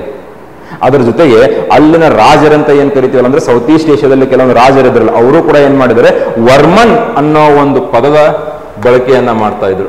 ಯಾವುದು, ವರ್ಮನ್. ವರ್ಮನ್ ಅಂದ್ರೆ ಏನು, ರಕ್ಷಕ. ನಾವು ಇಲ್ಲೇ ನೋಡ್ತೀವಿ ಮಯೂರ ವರ್ಮ, ಮಯೂರ ಶರ್ಮಾ ಅಂತಿದ್ದ ಒಬ್ಬ ವ್ಯಕ್ತಿ ಮಯೂರ ವರ್ಮ ಅಂತ. ಅಂದ್ರೆ ನಾವು ನಮ್ಮ ರಾಜರು ಏನು ಬಿರುದುಗಳನ್ನ ಬಳಕೆ ಮಾಡಿದ್ರು, ಆ ಬಿರುದುಗಳನ್ನು ಅವರು ಬಳಕೆ ಮಾಡಿದ್ದಾರೆ. ಹೌದಾ? ಸೊ ಅಂದ್ರೆ ಸಮಾಜದ ಮೇಲೆ ಏನು ಪರಿಣಾಮ ಬೀರುತ್ತೆ. ಇಲ್ಲಿನ ಗುರುಕುಲ ಪದ್ಧತಿ ಕೂಡ ಏನಾಗಿದೆ, ಫಾಲೋ ಮಾಡಿದ್ದಾರೆ. ಎಲ್ಲಿ, ಆಗ್ನೇಯ ಏಷ್ಯಾದಲ್ಲಿ. ಅಂದ್ರೆ ತಮಗೆ ಹೇಗೆ ಬೇಕಲ್ಲ ಹಾಗೆ ಕೆಲವೊಂದು ಬದಲಾವಣೆಗಳನ್ನ ಮಾಡಿಕೊಂಡು ಅದನ್ನ ಬಳಕೆ ಮಾಡಿದರು. ಅದಾದ ನಂತರ ಎಲ್ಲಿ, ಧಾರ್ಮಿಕ ಆಚರಣೆಗಳಲ್ಲಿ ಅಲ್ಲಿ ಅಂತೂ ಏನು ಮಾಡ್ತಾರೆ, ಈಸಿಯಾಗಿ ಬರೀತೀರ. ಹೌದಾ? ದೀಪವಂಶ, ಮಹಾವಂಶ ಅಂತ ಹೇಳ್ಬಿಟ್ಟು ಕೆಲವೊಂದು ಗ್ರಂಥಗಳು ಏನು ಶ್ರೀಲಂಕಾದಲ್ಲಿ ಇದಾಗಿದ್ದಲ್ಲ, ಅದು ಕೂಡ ನಮಗಲ್ಲಿ ನೋಡಿ ಸಿಗುತ್ತೆ. ಬೌದ್ಧ ಧರ್ಮ ಹೇಗಾಯಿತು, ಅಲ್ಲಿ ಹೇಗೆ ಪ್ರಚಾರವಾಯಿತು, ಅಲ್ಲಿ ಹೇಗೆ ಅಭಿವೃದ್ಧಿ ಆಯಿತು ಅನ್ನೋದ್ರ ಬಗ್ಗೆ ನಾನು ಇಲ್ಲಿ ಬುಕ್ನಲ್ಲಿ ಏನಾಗಿದೆ ಮೆನ್ಷನ್ ಮಾಡ್ತಾನೆ ಬಂದಿದ್ದೀನಿ. ಅದಾದ ನಂತರ ನಾವಿಲ್ಲಿ ನೋಡ್ತೀವಿ, ಎಲ್ಲಿ, ಭಾರತದ ಒಂದು ಕರಾವಳಿ ಪ್ರದೇಶದಲ್ಲಿ ಈಸ್ಟರ್ನ್ ಸೈಡ್ ಪಗೋಡ ಅಂತ ಕರೀತಾರೆ. ಅಂದ್ರೆ ದೇವಸ್ಥಾನವನ್ನು ನಿರ್ಮಾಣ ಮಾಡುವಂತ ಒಂದು ವೈಶಿಷ್ಟ್ಯತೆ ಅದು. ಆ ಪಗೋಡ ಅಂತ ನಾವೇನು ಕರಿತೀವಲ್ಲ, ಆ ಒಂದು ವೈಶಿಷ್ಟ್ಯತೆಯನ್ನ, ವಾಸ್ತುಶಿಲ್ಪ ವೈಶಿಷ್ಟ್ಯತೆಯನ್ನ ಅವರು ಬಳಕೆಯನ್ನ ಮಾಡಿದರು. ನಮ್ಮ ಹಲವಾರು ದೇವರು, ನಾವು ಸೂರ್ಯದೇವ ಇವಾಗ ಏನೇನೋ ನಾವು ವರ್ಷಿಪ್ ಮಾಡ್ತಾ ಇದ್ವಲ್ಲ, ಆ ದೇವರುಗಳನ್ನ ಅವರು ಕೂಡ ವರ್ಷಿಪ್ ಮಾಡ್ತಾ ಇದ್ರು. ಆದ್ರೆ ಕರೆಯುವಂತ ಹೆಸರಿನಲ್ಲಿ ಏನಿದೆ, ಬದಲಾವಣೆಗಳನ್ನ ಮಾಡಿಕೊಂಡ್ರು. ಸೊ ಹೀಗೆ ಭಾರತೀಯ ಧಾರ್ಮಿಕ ಆಚರಣೆಗಳು ಕೂಡ ಏನಾಗಿದೆ, ಅಲ್ಲಿನ ಧಾರ್ಮಿಕ ಆಚರಣೆಗಳು, ಅಂಶಗಳ ಮೇಲೆ ಏನಾಯ್ತು, ಪ್ರಭಾವವನ್ನು ಬೀರಿದೆ. ಅದಾದ ನಂತರ ಸಾಹಿತ್ಯದ ಮೇಲೆ ಏನು ಪ್ರಭಾವವನ್ನು ಬೀರಿದೆ, ಸಬ್ ಹೆಡ್ಡಿಂಗ್ ಹಾಕಿ 4ರಿಂದ 5 ಪಾಯಿಂಟ್ 3-4 ಪಾಯಿಂಟ್ ಬರಿತಾ ಬಂದ್ರೆ ಮುಗಿದೋಯ್ತು. ಆಲ್ಮೋಸ್ಟ್ ನಿಮ್ಗೆ ಏನಾಗುತ್ತೆ 10 to 12 ಪಾಯಿಂಟ್ಸ್ ಆಗಿಬಿಡುತ್ತೆ. ಸಾಹಿತ್ಯದ ಮೇಲೂ ಕೂಡ ಏನಾಗಿದೆ, ಪ್ರಭಾವವನ್ನು ಬೀರಿದೆ. ನಾನು ನಿಮ್ಗೆ ಆವಾಗಲೇ ಹೇಳಿದೆ, ಬೌದ್ಧ ಧರ್ಮಕ್ಕೆ ಸಂಬಂಧಪಟ್ಟಂತ ಹಲವಾರು ಗ್ರಂಥಗಳನ್ನ ಅವರು ಏನು ಮಾಡಿದ್ರು, ರಚನೆ ಆಗಿದ್ದಾವೆ. ಅದಾದ ನಂತರ ನಾವಿಲ್ಲಿ ಸಾಹಿತ್ಯದಲ್ಲಿ ಏನು ಬಳಕೆಯನ್ನ ಮಾಡ್ತಿದ್ದಲ್ಲಿ ಕೆಲವೊಂದು ಸಾಹಿತ್ಯಿಕ ಅಂಶಗಳನ್ನು ಅವರು ಕೂಡ ಬಳಕೆ ಮಾಡಿದ್ದಾರೆ. ಸೊ ಇದಕ್ಕೆ ಸಂಬಂಧಪಟ್ಟ ವಿಷಯ ನಿಮ್ಗಿಲ್ಲಿ ಸಿಗತ್ತೆ. ಆಗ್ನೇಯ ಏಷ್ಯಾ ಕೇಳ್ಬೋದು, ಇಲ್ಲ ಶ್ರೀಲಂಕಾ ಅಂತ ಕೇಳ್ಬೋದು. ಹೌದಾ? ಅದಾದ ನಂತರ ಮುಖ್ಯ ಭಾಗದಲ್ಲಿ ಏನು ಮಾಡಿ, ಭಾರತೀಯ ಸಂಸ್ಕೃತಿ ಮತ್ತು ಸಮಾಜದ ಮೇಲೆ ಎಕ್ಸ್ಪ್ಲೇನ್ ಮಾಡ್ತಾ ಬನ್ನಿ. ಅದಾದ್ಮೇಲೆ conclude your answer by mentioning the traces of Indian culture we witness in the present day. ಅಂದರೆ ಸಮಕಾಲೀನಲ್ಲಿ ಭಾರತೀಯ ಕೆಲವೊಂದು ಅಂಶಗಳು ಇನ್ನೂ ಉಳ್ಕೊಂಡಿದ್ದಾವೆ ಅಲ್ಲಿ, ಅದರ ಬಗ್ಗೆ ಹೇಳ್ತಾ ಏನ್ ಮಾಡ್ಬೋದು ನೀವು, ನಿಮ್ಮ ಉತ್ತರವನ್ನ ಕೊನೆಗೊಳಿಸಿ. ಮುಂದಿನ ಪ್ರಶ್ನೆ ನೋಡೋಣ ಇವಾಗ.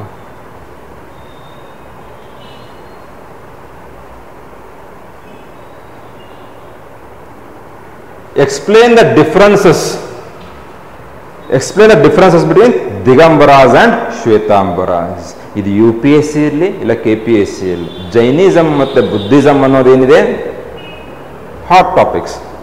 ನಾವು ಸೆಕ್ಷನ್ 1 ಹಿಸ್ಟ್ರಿ ಅಂತ ಏನು, ಅದ್ರಾಗ ಯೂನಿಟ್ 1 ನೋಡ್ತೀವಿ, ನಾವು ಧರ್ಮಗಳ ಒಂದು ಬಗ್ಗೆ ಅಧ್ಯಯನ ಮಾಡ್ತೀವಿ. ಹಿಂದೂ ಇರ್ಬೋದು, ಇಸ್ಲಾಂ ಇರ್ಬೋದು, ಸಿಖ್, ಆಮೇಲೆ ಜೈನ ಧರ್ಮ, ಬೌದ್ಧ ಧರ್ಮ, ಕ್ರಿಶ್ಚಿಯಾನಿಟಿ, ಇದ್ರ ಬಗ್ಗೆ ನಾವೇನ್ ಮಾಡ್ತೀವಿ, ಸ್ಟಡಿ ಮಾಡ್ತೀವಿ.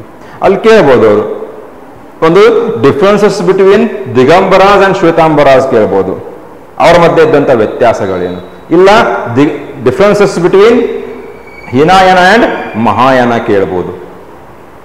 ಸೊ ಇಲ್ಲಿ ಪ್ರಶ್ನೆ ಇದೆ, ಸಿಂಪಲ್ ಇದೆ, ದಿಗಂಬರರು ಮತ್ತು ಶ್ವೇತಾಂಬರರ ಮಧ್ಯೆ ಇದ್ದಂಥ ವ್ಯತ್ಯಾಸಗಳನ್ನ ಪಟ್ಟಿ ಮಾಡಿ ಅಂತ ಕೇಳಿದ್ದಾರೆ. ಹೌದಾ? ಪೀಠಿಕೆಯಲ್ಲಿ ಏನಿರಬೇಕು, ಜೈನ ಧರ್ಮದ 2 ಪಂಗಡ ಬಗ್ಗೆ ಉಲ್ಲೇಖಿಸಿ. ಯಾವಾಗ ದಿಗಂಬರರು ಶ್ವೇತಾಂಬರರು, ಯಾವಾಗ ಆ ಒಂದು ಪಂಥಗಳ ಉಗಮವಾಯಿತು. ನಾವು ಓದಿರ್ತೀವಿ ಇವಾಗ ಜೈನಿಸಮ್ ಅಲ್ಲಿ, ಹೌದಾ? ಇಲ್ಲಿ ಪಾಟಲಿಪುತ್ರದಲ್ಲಿ ಬರುತ್ತೆ, ಕೆಲವೊಂದು ಜೈನ ಮುನಿಗಳು ಏನ್ ಮಾಡ್ತಾರೆ, ಕರ್ನಾಟಕಕ್ಕೆ ಬರ್ತಾರೆ, ಭದ್ರಬಾಹು, ಸ್ಥಳಬಾಹು ಅಂತ ಓದಿರ್ತೀವಿ. ಅವರಲ್ಲಿ ಯಾರು ದಿಗಂಬರರು, ಯಾರು ಶ್ವೇತಾಂಬರರು ಅಲ್ಲೇ ಮೆನ್ಷನ್ ಮಾಡಿಬಿಡಿ. ಅದಾದ ನಂತರ ಅದೇ ಸೇಮ್ ಪಟ್ಟಿ ಏನ್ ಮಾಡ್ತಾ ಬರೋದು, ಒಂದ್ ಕಡೆ ಏನ್ ಮಾಡೋದು ದಿಗಂಬರರು, ಇನ್ನೊಂದ್ ಕಡೆ ಶ್ವೇತಾಂಬರರು. ದಿಗಂಬರರು ಅಂದ್ರೆ ಯಾರು? ಇವಾಗ ಅಂಬರ. ಅಂಬರ ಅಂದ್ರೆ ಏನು? ಆಕಾಶ. ಆಕಾಶವನ್ನ ತಮ್ಮ ಬಟ್ಟೆಯನ್ನಾಗಿ ಮಾಡ್ಕೊಂಡವರು ಯಾರು? ದಿಗಂಬರರು, ಹೌದಾ? ಶ್ವೇತಾಂಬರರು ಅಂದ್ರೆ, ಶ್ವೇತ ಅಂದ್ರೆ ಏನು? ಬಿಳಿ ಬಟ್ಟೆ, ಅದನ್ನ ಧರಿಸುವವರು ಯಾರು? ಶ್ವೇತಾಂಬರರು. ದಿಗಂಬರರು ಏನ್ ಹೇಳ್ತಾರೆ ಇವಾಗ? ಒಬ್ಬ ಜೈನ ಮುನಿ ಹತ್ರ ಯಾವುದೇ ರೀತಿಯಾದಂಥ ವಸ್ತುಗಳು ಇರಬಾರದು, ಎರಡು ವಸ್ತುಗಳಿಗೆ ಮಾತ್ರ ಏನ್ ಮಾಡಿರ್ತಾರೆ, ಅವಕಾಶವನ್ನ ಕೊಟ್ಟಿರ್ತಾರೆ. ಒಂದ್ಯಾವುದು ಕಟ್ಟಿಗೆಯಿಂದ ಮಾಡಿದಂತಹ ಒಂದು ಬೌಲ್ ಅಂತ ನಾವೇನು ಕರಿತೀವಲ್ಲ ಅದು, ಅದಾದ್ಮೇಲೆ ನವಿಲುಗರಿಯಿಂದ ಮಾಡಿದಂತಹ ಒಂದು ಬ್ರಷ್, ಅಂದ್ರೆ ಕ್ರಿಮಿಕೀಟಗಳನ್ನ ಓಡಿಸ್ಲಿಕ್ಕೆ. ಆದ್ರೆ ಶ್ವೇತಾಂಬರರು ಏನ್ ಹೇಳ್ತಾರೆ? ಇಲ್ಲ, 14 ರೀತಿಯ ಒಂದು ವಸ್ತುಗಳನ್ನ ಜೈನ ಮುನಿಗಳು ಒಂದು ಹೊಂದಬಹುದು. ಸೊ ಈ ರೀತಿಯಾದಂತಹ ದಿಗಂಬರರು ಮತ್ತು ಶ್ವೇತಾಂಬರರ ಮಧ್ಯೆ ಏನಿದೆ, ಒಂದು ವ್ಯತ್ಯಾಸಗಳಿದೆ. ಇನ್ನೊಂದು, ದಿಗಂಬರರು ಏನ್ ಹೇಳ್ತಾರೆ? ಸ್ತ್ರೀಯರಿಗೆ ಮೋಕ್ಷವಿಲ್ಲ ಅಂತ ಹೇಳ್ತಾರೆ. ಶ್ವೇತಾಂಬರರು ಇಲ್ಲ, ಅವ್ರಿಗೂ ಕೂಡ ಮೋಕ್ಷ ಇದೆ ಅಂತ ಹೇಳ್ತಾರೆ.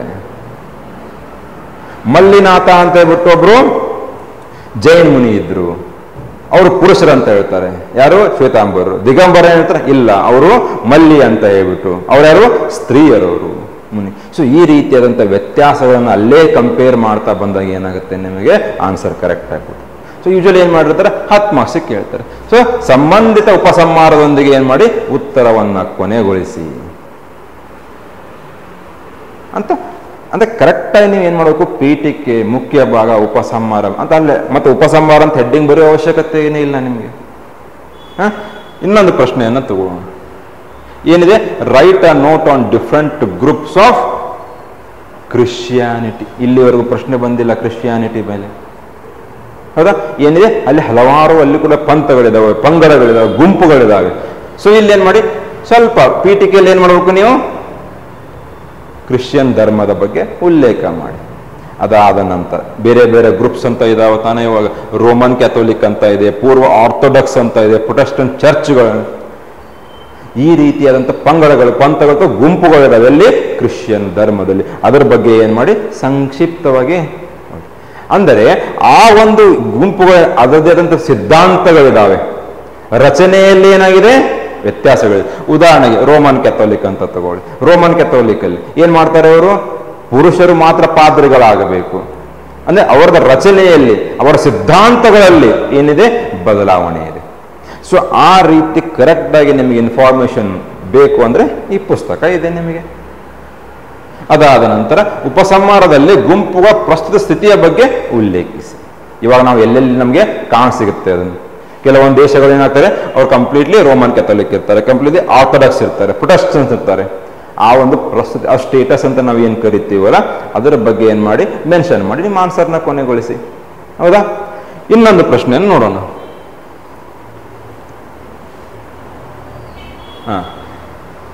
ಏನಿದೆ ಪ್ರಶ್ನೆ? What do you understand the ideal of service? ಆದರ್ಶ ಸೇವೆ ಎಂದರೇನು ಮೊದಲು. ಅದಾದ ನಂತರ ಎಲ್ಲಿ ನಿಮಗೆ ಯೂನಿಟ್ 2 ಐಡಿಯಲ್ ಆಫ್ ಸರ್ವಿಸ್. ಅದಾದ ನಂತರ ಅವ್ರ ಪ್ರಶ್ನೆ ಮತ್ತೆ ನಿಮ್ಗೆ ಏನ್ ಕೇಳಬಹುದು, ಸಮಕಾಲೀನ ಆದರ್ಶ ಸೇವೆ ಪ್ರಸ್ತುತಿ, ಇವಾಗಿನ ಒಂದು ಕಾಲಘಟ್ಟದಲ್ಲಿ ಅದರ ರೆಲಿವೆನ್ಸ್ ಕೇಳ್ತಾರೆ. ರೆಲಿವೆಂಟ್ ಇದೇನೋ ಇಲ್ವೋ ಅಂತ ಹೇಳ್ಬಿಟ್ಟು. ಸೊ ಪೀಠಿಕೆಯಲ್ಲಿ ಏನ್ ಮಾಡಬೇಕು, ನಾಗರಿಕ ಸೇವಕರ ದೃಷ್ಟಿಕೋನ ಸೇವೆಯ ಅರ್ಥ ಅಂದ್ರೆ ಆಸ್ ಅ ಅಡ್ಮಿನಿಸ್ಟ್ರೇಟರ್ ಸರ್ವಿಸ್ ಅಂದ್ರೆ ಏನು ಅಂತ ಮೆನ್ಷನ್ ಮಾಡಿ. ಸುಮ್ಮನೆ ಯಾವುದೋ ಒಂದು ಬರೆಯೋದಲ್ಲ. ಇಲ್ಲ ಸ್ವಾಮಿ ವಿವೇಕಾನಂದರು, ಇಲ್ಲ ಗಾಂಧೀಜಿ ಇರ್ಬೋದು, ಯಾರಾದ್ರೂ ಒಬ್ರು ಏನ್ ಮಾಡಿರ್ತಾರೆ, ಸರ್ವಿಸ್ ಅಂದ್ರೆ ಏನು ಅಂತ ಹೇಳ್ತಾರೆ. ಅದರ ಬಗ್ಗೆ ಉಲ್ಲೇಖ ಮಾಡಿ. ಇಲ್ಲ ಆಸ್ ಅ ಅಡ್ಮಿನಿಸ್ಟ್ರೇಟರ್ ನಿಮಗೇನು ಅನ್ಸುತ್ತೆ ಸೇವೆ, ಅದ್ರ ಬಗ್ಗೆ ಏನಾದ್ರೂ ಕೂಡ ನೀವೇನ್ ಮಾಡ್ಬೋದು ಮೆನ್ಷನ್ ಮಾಡಿ ಉತ್ತರವನ್ನು ಏನ್ ಮಾಡಿ ಪ್ರಾರಂಭ ಮಾಡ್ಬೋದು. ಪ್ರಶ್ನೆ 2 ಭಾಗಗಳನ್ನ ಒಳಗೊಂಡಿದೆ ಇಲ್ಲಿ ಕೂಡ. ಫಸ್ಟ್ ಏನ್ ಕೇಳಿದ್ದಾರೆ ಅವರು, ಆದರ್ಶ ಸೇವೆ ಎಂದರೇನು ಅಂತ ಕೇಳಿದ್ದಾರೆ. ಆದರ್ಶ ಸೇವೆ ಅದರ ಅರ್ಥವನ್ನು ಹೇಳಿ. ಐಡಿಯಲ್ ಆಫ್ ಸರ್ವಿಸ್ ಅಂದರೆ ಯಾವುದೇ ರೀತಿಯಾದಂತಹ ಒಂದು ಎಕ್ಸ್ಪೆಕ್ಟೇಷನ್ ಇಲ್ದೇನೆ, ಹೌದಾ ತಾನೆ, ಕಂಪ್ಯಾಷನ್ ಇರಬೇಕು, ಕರುಣೆಯಿಂದ ನಾವು ಸೇವೆಯನ್ನು ಏನು ಮಾಡ್ತೀವಿ, ಏನು ವಾಪಸ್ ಬಯಸ್ತೇನೆ, ಅದಕ್ಕೆ ನಾವೇನಂತ ಕರಿತೀವಿ ಐಡಿಯಲ್ ಆಫ್ ಸರ್ವಿಸ್. ಈ ರೀತಿ ಅದರ ಅರ್ಥವನ್ನು ವಿವರಣೆ ಕೊಡಿ. ಅದಾದ ನಂತರ ಏನು ಮಾಡಬೇಕು, ಇವಾಗಿನ ಪ್ರಸ್ತುತೆಯನ್ನು ವಿವರಿಸಿ. ಯಾಕೆ ಇವಾಗ ಅದು ಇನ್ನೂ ರೆಲಿವೆಂಟ್ ಆಗಿದೆ ಐಡಿಯಲ್ ಆಫ್ ಸರ್ವಿಸು, ಅದರ ಬಗ್ಗೆ ಏನು ಮಾಡಬೇಕು, ಎಕ್ಸ್ಪ್ಲೇನ್ ಮಾಡಿ. ಸ್ವಾಮಿ ವಿವೇಕಾನಂದರು ಏನು ಹೇಳಿದ್ದಾರೆ, ಗಾಂಧೀಜಿ ಏನು ಹೇಳಿದ್ದಾರೆ, ಒಬ್ಬ ನಾಗರಿಕ ಸೇವಕನಿಗೆ, ನಾಳೆ ನೀವು IAS ಆಗ್ತೀರಾ, KS ಆಗ್ತೀರಾ, ಹೌದಾ, AC revenue, tahsildar, EO, device, ಆ ಐಡಿಯಲ್ ಆಫ್ ಸರ್ವಿಸ್, ಆ ಆದರ್ಶ ಸೇವೆ ಎಂದರೆ ಏನು, ಅದು ಹೇಗೆ ಒಬ್ಬ ನಾಗರಿಕ ಸೇವಕನಿಗೆ ಪ್ರಸ್ತುತವಾಗಿದೆ, ಅದನ್ನು ಕೂಡ ನೀವೇನು ಮಾಡಬೇಕು. ಯಾಕಂದ್ರೆ ಒಂದು ಆದರ್ಶ ಸೇವೆ ಅಂದ್ರೆ ಏನಿರುತ್ತೆ, ಏನು ಬಯಸ್ತೇನೆ, ಕರುಣೆಯಿಂದ ನೀವೇನು ಮಾಡ್ತೀರಿ, ಅಲ್ಲಿ ಸೇವೆಯನ್ನು ನೀಡ್ತಾ ಬರ್ತೀರಿ, ಹೌದಾ, ಅದನ್ನ ಪ್ರಶ್ನೆ ಅನುಗುಣವಾಗಿ ಉಪಸಂಹಾರದೊಂದಿಗೆ ನಿಮ್ಮ ಉತ್ತರವನ್ನು ಕೊನೆಗೊಳಿಸಿ. ಉಪಸಂಹಾರ ಅಲ್ಲಿ ಮೆನ್ಷನ್ ಮಾಡಿ, ಅಂದ್ರೆ ಬಾಡಿ ಪಾಠದಲ್ಲಿ ಏನು ಅದನ್ನೇ ಏನು ಮಾಡ್ಬೋದು, ನೀವು ಸಮರೈಸ್ ಮಾಡಿಬಿಟ್ಟು ಉಪಸಂಹಾರದಲ್ಲಿ ಮೆನ್ಷನ್ ಮಾಡಿ. ಇನ್ನೊಂದು ಪ್ರಶ್ನೆಯನ್ನು ನೋಡೋಣ, ಏನಿದೆ, role of religion and education in the emancipation of depressed class. ಶೋಷಿತ ವರ್ಗಗಳ ಸಬಲೀಕರಣ ಪ್ರಕ್ರಿಯೆಯಲ್ಲಿ ಧರ್ಮ ಮತ್ತು ಶಿಕ್ಷಣದ ಪಾತ್ರ. ಧರ್ಮ ಮತ್ತು ಶಿಕ್ಷಣದ ಪಾತ್ರ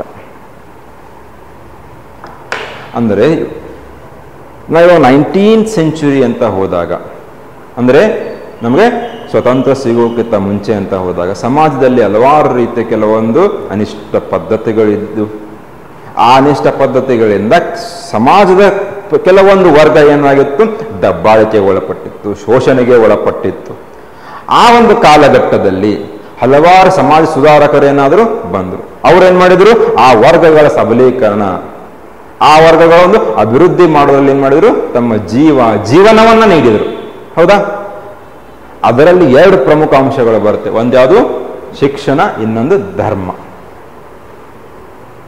ಆ ಒಂದು ಶಿಕ್ಷಣ ಅಥವಾ ಧರ್ಮ ಇರ್ಬೋದು, ಆ ಶೋಷಣೆಗೆ ಒಳಪಟ್ಟಂತಹ ವರ್ಗಗಳ ಸಬಲೀಕರಣದಲ್ಲಿ ಅವುಗಳ ಪಾತ್ರವನ್ನ ಕೇಳಿದ್ದಾರೆ. ಇವಾಗ ಎಕ್ಸಾಂಪಲ್ ತಗೊಳ್ಳಿ, ಧರ್ಮ ಅಂತ ತಗೊಂಡಾಗ ಜಾತಿ ಪದ್ಧತಿ ಇತ್ತು, ವರ್ಣ ಪದ್ಧತಿ ಇತ್ತು. ಆ ಜಾತಿ ಪದ್ಧತಿಯಿಂದ ಏನಾಗಿತ್ತು, ಕೆಲವೊಂದು ವರ್ಗಗಳು ದಬ್ಬಾಳಿಕೆಗೆ ಅಥವಾ ಶೋಷಣೆಗೆ ಒಳಪಟ್ಟಿದ್ದು. ಹೀಗಾಗಿ ಡಾಕ್ಟರ್ BR ಅಂಬೇಡ್ಕರ್ ಅವರು ತಗೊಳ್ಳಿ, ಏನ್ ಮಾಡಿದ್ರು, ಒಂದು ಮಹತ್ ಚಳವಳಿ ಅಂತ ಮಾಡ್ತಾರೆ. ಜ್ಯೋತಿಬಾ ಫುಲೆ ಅಂತ ತಗೊಳ್ಳಿ, ಅವ್ರೇನ್ ಮಾಡಿದ್ರು, ಸತ್ಯಶೋಧಕ ಸಮಾಜ ಅಂತ ಮಾಡಿದ್ರು. ಜ್ಯೋತಿಬಾ ಫುಲೆ ಅಂತ ಏನ್ ಮಾಡಿರ್ತಾರೆ, ಒಂದು ಯಾವುದೋ ಮದುವೆ ಹೋಗಿರ್ತಾರಂತೆ.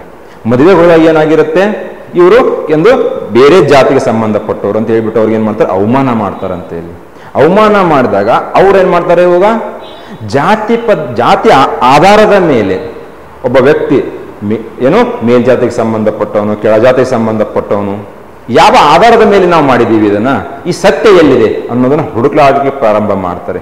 ಯಾವ ಒಂದು ಮೂಲಕ, ಸತ್ಯ ಶೋಧಕ ಸಮಾಜ ಅನ್ನೋ ಒಂದು ಸಂಘ ಅಥವಾ ಸಮಾಜವನ್ನು ಸ್ಥಾಪನೆ ಮಾಡುವುದರ ಮೂಲಕ. ಸತ್ಯ ಶೋಧಕ ಅಂದ್ರೆ ಯಾವುದಾದ್ರೂ ಮಹಾಕಾವ್ಯಗಳಲ್ಲಿ, ಯಾವುದಾದ್ರೂ ವೇದಗಳಲ್ಲಿ, ಉಪನಿಷತ್ತುಗಳಲ್ಲಿ, ಪುರಾಣಗಳಲ್ಲಿ ಏನಾದರೂ ಮೆನ್ಷನ್ ಮಾಡಿದಾರ, ಈ ರೀತಿಯಾದಂಥ ತಾರತಮ್ಯ ಇರಬೇಕು, ಈ ರೀತಿಯಾದಂಥ ಶೋಷಣೆ ಇರಬೇಕು, ಇವ್ರ ಮೇಲ್ವರ್ಗದವರು, ಇವ್ರ ಕೆಳವರ್ಗದವರು ಅಂತ ಎಲ್ಲಾದ್ರೂ ಮೆನ್ಷನ್ ಇಲ್ಲ. ಸೊ ಅವಾಗ ಅವ್ರು ಏನು ಮಾಡಿದ್ರು, ಜನರಲ್ಲಿ ಒಂದು ಅವೇರ್ನೆಸ್ ತೊಗೊಂಬರ್ಲಿಕ್ಕೆ ಪ್ರಾರಂಭ ಮಾಡ್ತಾರೆ. ಸದರ್ನ್ ಪಾರ್ಟ್ ಆಫ್ ಇಂಡಿಯಾ, ಕೇರಳದಲ್ಲಿ ಹೋದಾಗ ಕೂಡ ವೈಕೋಮ್ ಸತ್ಯಾಗ್ರಹ ಪ್ರಾರಂಭವಾಗುತ್ತೆ, ಟೆಂಪಲ್ ಎಂಟ್ರಿ ಪ್ರಾರಂಭವಾಗುತ್ತೆ. ದಯಾನಂದ ಸರಸ್ವತಿಯವರು ಕೂಡ ಏನ್ ಮಾಡಿದ್ರು, ಒಂದು ಸ್ಲೋಗನ್ ಹೇಳ್ತಾರೆ, ಏನಂತ, ಗೋ ಬ್ಯಾಕ್ ಟು ವೇದಾಸ್ ಅಂತ ಹೇಳ್ಬಿಟ್ಟು. ಅಂದ್ರೆ ಪೂರ್ವ ವೇದಿಕ ಕಾಲಘಟ್ಟದಲ್ಲಿದ್ದಂಥ ಸಮಾಜ, ಅವಾಗೇನಿತ್ತು, ಯಾವುದೇ ರೀತಿಯ ತಾರತಮ್ಯ ಇರಲಿಲ್ಲ, ಅನಿಷ್ಟ ಪದ್ಧತಿಗಳು ಇರಲಿಲ್ಲ. ಸತಿ ಪದ್ಧತಿ ಅನ್ನೋದಿರ್ಬೋದು, ಜಾತಿ ಪದ್ಧತಿ ಅನ್ನೋದಿರ್ಬೋದು, ವರದಕ್ಷಿಣೆ ಇರ್ಬೋದು, ಸ್ತ್ರೀಯರು ಮತ್ತು ಪುರುಷರಿಗೆ ಏನಿತ್ತು, ಸಮಾನವಾದಂಥ ಸ್ವತಂತ್ರ ಸಮಾನವಾದಂಥ ಹಕ್ಕುಗಳಿದ್ದು. ಅದು ರಾಜಕೀಯ ಹಕ್ಕುಗಳು ಇರ್ಬೋದು, ಶೈಕ್ಷಣಿಕ ಹಕ್ಕುಗಳು ಇರ್ಬೋದು, ಆರ್ಥಿಕ ಹಕ್ಕುಗಳು. ಪಿತ್ರಾರ್ಜಿತವಾಗಿ ಬಂದಂಥ ಆಸ್ತಿಯಲ್ಲಿ ಯಾರಿಗೆ, ಗಂಡು ಮಗುವಿಗೆ ಮತ್ತು ಹೆಣ್ಣು ಮಗುವಿಗೆ ಇಬ್ಬರಿಗೆ ಏನಿತ್ತು, ಸಮನಾದ ಪಾಲಿತ್ತು. ಪೂರ್ವವೇದಿಕ ಕಾಲಘಟ್ಟದಲ್ಲಿ ಏನಾಗುತ್ತೆ, ಸಭಾ ಸಮಿತಿ ಗಣ ವಿಧಾತ ಅಂತ ಹೇಳ್ಬಿಟ್ಟು ರಾಜಕೀಯ ಸಭೆಗಳಿದ್ದು. ಆ ಸಭೆಗಳಲ್ಲಿ ಸ್ತ್ರೀಯರು ಕೂಡ ಭಾಗವಹಿಸ್ತಾ ಇದ್ರು. ಅಂದ್ರೆ ರಾಜಕೀಯವಾಗಿ ಕೂಡ ಅವರು ಏನಿತ್ತು, ಹಕ್ಕುಗಳಿತ್ತು, ಸ್ವತಂತ್ರ ಇತ್ತು. ಸೊ ಈ ರೀತಿಯಾದಂಥ ಸಮಾಜ ಇತ್ತು.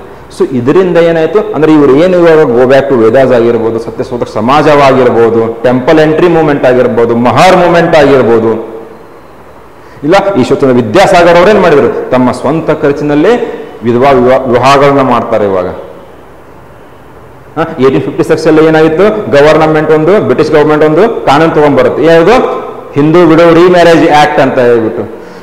ವಿದ್ಯಾಸಾಗರ್ ಅವರು ಏನ್ ಮಾಡಿದ್ರು, ತಮ್ಮ ಒಂದು ಸ್ವಂತ ದುಡ್ಡಿನಲ್ಲಿ ಏನ್ ಮಾಡ್ತಾ ಇದ್ರು, ಆ ವಿಧವೆಯರನ್ನ ಮದುವೆ ಮಾಡಿಕೊಡ್ತಾರೆ. ತಮ್ಮ ಮಗನಿಗೆ ಕೂಡ ವಿಧವೆಯನ್ನೇ ಮದುವೆ ಮಾಡ್ತಾರೆ. ಸತಿ ಪದ್ಧತಿ ಬ್ಯಾನ್ ಮಾಡಿ ಅಂತ ಏನ್ ಮಾಡಿದ್ರು, ಯಾರು ರಾಜಾರಾಮ್ ಮೋಹನ್ ಅವರು ಹೋರಾಟ ಮಾಡಿದ್ರು. ಯಾವ ವೇದಗಳಲ್ಲಿ ಉಪನಿಷತ್ತುಗಳಲ್ಲಿ ಸತಿ ಪದ್ಧತಿ ಬಗ್ಗೆ ಉಲ್ಲೇಖ ಇಲ್ಲ, ಇದು ನಾವು ಮಾಡಿಕೊಂಡಂತ ಆ ಒಂದು ಪದ್ಧತಿ ಇದು. ಸೊ ಈ ಒಂದು ಅವೇರ್ನೆಸ್ ತಗೊಂಡ್ಬಂದ್ರು. ಧಾರ್ಮಿಕವಾಗಿ ಜನರಲ್ಲಿ ಏನಾಯ್ತು, ಥಾಟ್ ಪ್ರೊಸೆಸ್ ಏನಿದೆ ಬದಲಾವಣೆ ಆಯಿತು. ಅದಾದ ನಂತರ ಶಿಕ್ಷಣ, ರಾಜಾರಾಮ್ ಮೋಹನ್ ರಾಯ್ ಏನ್ ಮಾಡ್ತಾರೆ, ಸಂಸ್ಕೃತ ಕಾಲೇಜ್ ಇರ್ಬೋದು, ವೇದಾಂತ ಕಾಲೇಜ್ ಇರ್ಬೋದು ಸ್ಟಾರ್ಟ್ ಮಾಡ್ತಾರೆ. ಇಲ್ಲಿ ಮಹಾರಾಷ್ಟ್ರದಲ್ಲಿ ಜ್ಯೋತಿಬಾ ಫುಲೆ ಅವರು ಹರಿಜನ್ಸ್ಗೆ ಅಂದ್ರೆ ಅನ್ಟಚೇಬಲ್ಸ್ಗೆ ಸ್ಟಾರ್ಟ್ ಮಾಡಿದಂತಹ ಒಂದು ಶಾಲೆ ಪ್ರಾರಂಭ ಮಾಡಿದಂತಹ ಮೊದಲ ವ್ಯಕ್ತಿ ಭಾರತದಲ್ಲಿ ಅವರು. ಶಿಕ್ಷಣದ ಮೂಲಕ ಕೂಡ ಏನ್ ಮಾಡಿದ್ರೆ ಅವೇರ್ನೆಸ್ ತಗೊಂಡ್ಬಂದ್ರು. Rajaram Mohan Roy he was a blend of both western thoughts and Indian thoughts. ಎರಡೂ ರೀತಿಯಾದಂತಹ ಆಲೋಚನೆಗಳು ಇದ್ದವರಿಗೆ. ಅಂದ್ರೆ ವೆಸ್ಟರ್ನ್ ಥಾಟ್ಸ್ ಅಂದ್ರೆ ಏನು, ಕೆಲವೊಂದು ಡೆಮೋಕ್ರೆಟಿಕ್ ವ್ಯಾಲ್ಯೂಸ್ ಬಗ್ಗೆ ಹೇಳಿದ್ರು. ಅಂದ್ರೆ ಜನರಿಗೆ ಇರಬೇಕಾದಂತ ಸ್ವಾತಂತ್ರ್ಯ ಏನು, ಜನರಿಗೆ ಇರಬೇಕಂತ ಮೂಲಭೂತ ಹಕ್ಕುಗಳಂದ್ರೆ ಏನು, ಅದನ್ನು ಎಕ್ಸ್ಪ್ಲೇನ್ ಮಾಡ್ತಾ ಬಂದರು. ಶಿಕ್ಷಣವನ್ನ ನೀಡಿದರು. ಅದರಿಂದ ಏನಾಗುತ್ತೆ, ಯಾವಾಗ ನೀವು ಶಿಕ್ಷಣವನ್ನು ನೀಡ್ತಿಲ್ಲ ಅವಾಗ ಒಂದು ವರ್ಗದ ಏನಾಗುತ್ತೆ, ಉನ್ನತೀಕರಣ ಆಗುತ್ತೆ. ಆ ಒಂದು ಸಬಲೀಕರಣ ಪ್ರಕ್ರಿಯೆಯಲ್ಲಿ ಏನಾಗುತ್ತೆ, ಪ್ರಮುಖ ಪಾತ್ರ ವಹಿಸ್ತವೆ. ಸೊ ಇಲ್ಲಿ ಏನ್ ಹೇಳಿದೆ, ಯಾರು ಕೊಡುಗೆ ನೀಡಿ ಉಲ್ಲೇಖಿಸುವ ಮೂಲಕ ನಿಮ್ಮ ಉತ್ತರವನ್ನ ಪ್ರಾರಂಭ ಮಾಡಿ. ರಾಜಾರಾಮ್ ಮೋಹನ್ ರಾಯ್ ಅವರಿರ್ಬೋದು, ಅಂಬೇಡ್ಕರ್ ಅವರು ಇರ್ಬೋದು, ಜ್ಯೋತಿಬಾ ಫುಲೆ ಇರ್ಬೋದು, ಸಾವಿತ್ರಿಬಾಯಿ ಫುಲೆ ಅವರು ಇರ್ಬೋದು, ಅವರ ಉಲ್ಲೇಖ ಮಾಡಿ ಉತ್ತರವನ್ನ ಪ್ರಾರಂಭ. ನಂತರ ಧರ್ಮ, ದೃಷ್ಟಿಕೋನ ಮತ್ತು ಆಲೋಚನಾ ಪ್ರಕ್ರಿಯೆಯಲ್ಲಿ ಬದಲಾವಣೆ ನೋಡುವಂತಹ ಒಂದು ಏನ್ ಮಾಡಿತು, ದೃಷ್ಟಿಕೋನದಲ್ಲಿ ಬದಲಾವಣೆ ಮಾಡಲಿಕ್ಕೆ ಪ್ರಾರಂಭ ಮಾಡುತ್ತೆ ಧರ್ಮ. ಅದಾದ ನಂತರ ಶಿಕ್ಷಣ, ಆಧುನಿಕ ಮತ್ತು ತಾತ್ವಿಕ ಶಿಕ್ಷಣ. ಇಲ್ಲಿವರೆಗೂ ಏನ್ ಮಾಡಿದಿನೋ ಕೆಲವೊಂದು ಸಬ್ಜೆಕ್ಟ್ಸ್ ಮಾತ್ರ ಸೀಮಿತರಾಗಿದ್ದರು. ಆದರೆ ವಿದ್ಯಾಸಾಗರ್ ಅವರು ಇರ್ಬೋದು, ಜ್ಯೋತಿಬಾ ಫುಲೆ, ಆಮೇಲೆ ದಯಾನಂದ ಸರಸ್ವತಿ ಅವರು ಆಂಗ್ಲೋ ವೇದಿಕ್ ಸ್ಕೂಲ್ಸ್ ಅಂತ ಏನ್ ಮಾಡ್ತಾರೆ ಪ್ರಾರಂಭ ಮಾಡ್ತಾರೆ. ಅಲ್ಲಿ ಅವ್ರು ಏನ್ ಮಾಡಿದ್ರು, ಸೈಂಟಿಫಿಕ್ ಸಬ್ಜೆಕ್ಟ್ಸ್ ಕೊಡ್ತಾರೆ, ಫಿಲಾಸಫಿಕಲ್ ಸಬ್ಜೆಕ್ಟ್ಸ್ ಏನ್ ಮಾಡ್ತಾ ಇದ್ರು, ಟೀಚ್ ಮಾಡ್ತಾ ಇದ್ರು ಆ ಸ್ಕೂಲ್ಸ್ಗಳಲ್ಲಿ.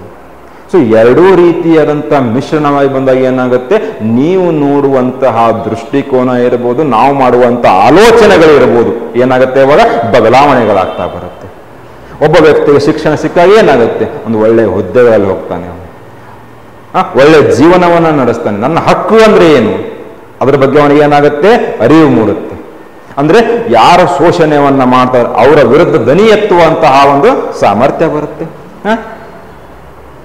ಶೋಷಣೆಗೆ ಒಳಗಾದ ವರ್ಗಗಳು ವಿಮೋಚನೆ ಮತ್ತು ಸಬಲೀಕರಣದಲ್ಲಿ ಹೇಗೆ ಪ್ರಮುಖ ಪಾತ್ರ ವಹಿಸಿದ್ದೇವೆ ಅಂದ್ರೆ ವಿವರಿಸಿ. ಹೌದಾ? ಅದಾದ ನಂತರ ಉತ್ತರದ ಮುಖ್ಯ ಭಾಗವನ್ನು ಸಂಕ್ಷೇಪಿಸುವ ಮೂಲಕ ನಿಮ್ಮ ಉತ್ತರವನ್ನ ಕೊನೆಗೊಳಿಸಿ. ಅದೇ ಏನು, ಯಾವ ರೀತಿಯಾದಂತಹ ಆಧುನಿಕ ಭಾರತಕ್ಕೆ ಇವರೆಲ್ಲ ಏನಾಯಿತು, ಧರ್ಮ ಮತ್ತು ಶಿಕ್ಷಣ ಹೇಗೆ ದಾರಿದೀಪವಾದವು, ಆಧುನಿಕ ಒಂದು ಭಾರತಕ್ಕೆ ಹೇಗೆ ಅಡಿಪಾಯವನ್ನ ಹಾಕಿದವು ಅನ್ನೋದರ ಮೂಲಕ ಏನ್ ಮಾಡಿ ನಿಮ್ಮ ಉತ್ತರವನ್ನ ಎಂಡ್ ಮಾಡಿ. ಸಿಂಪಲ್ ಇದೆ ಕ್ವಶನ್. ಇನ್ನೊಂದು ಪ್ರಶ್ನೆಯನ್ನು ತಗೊಳ್ಳೋಣ.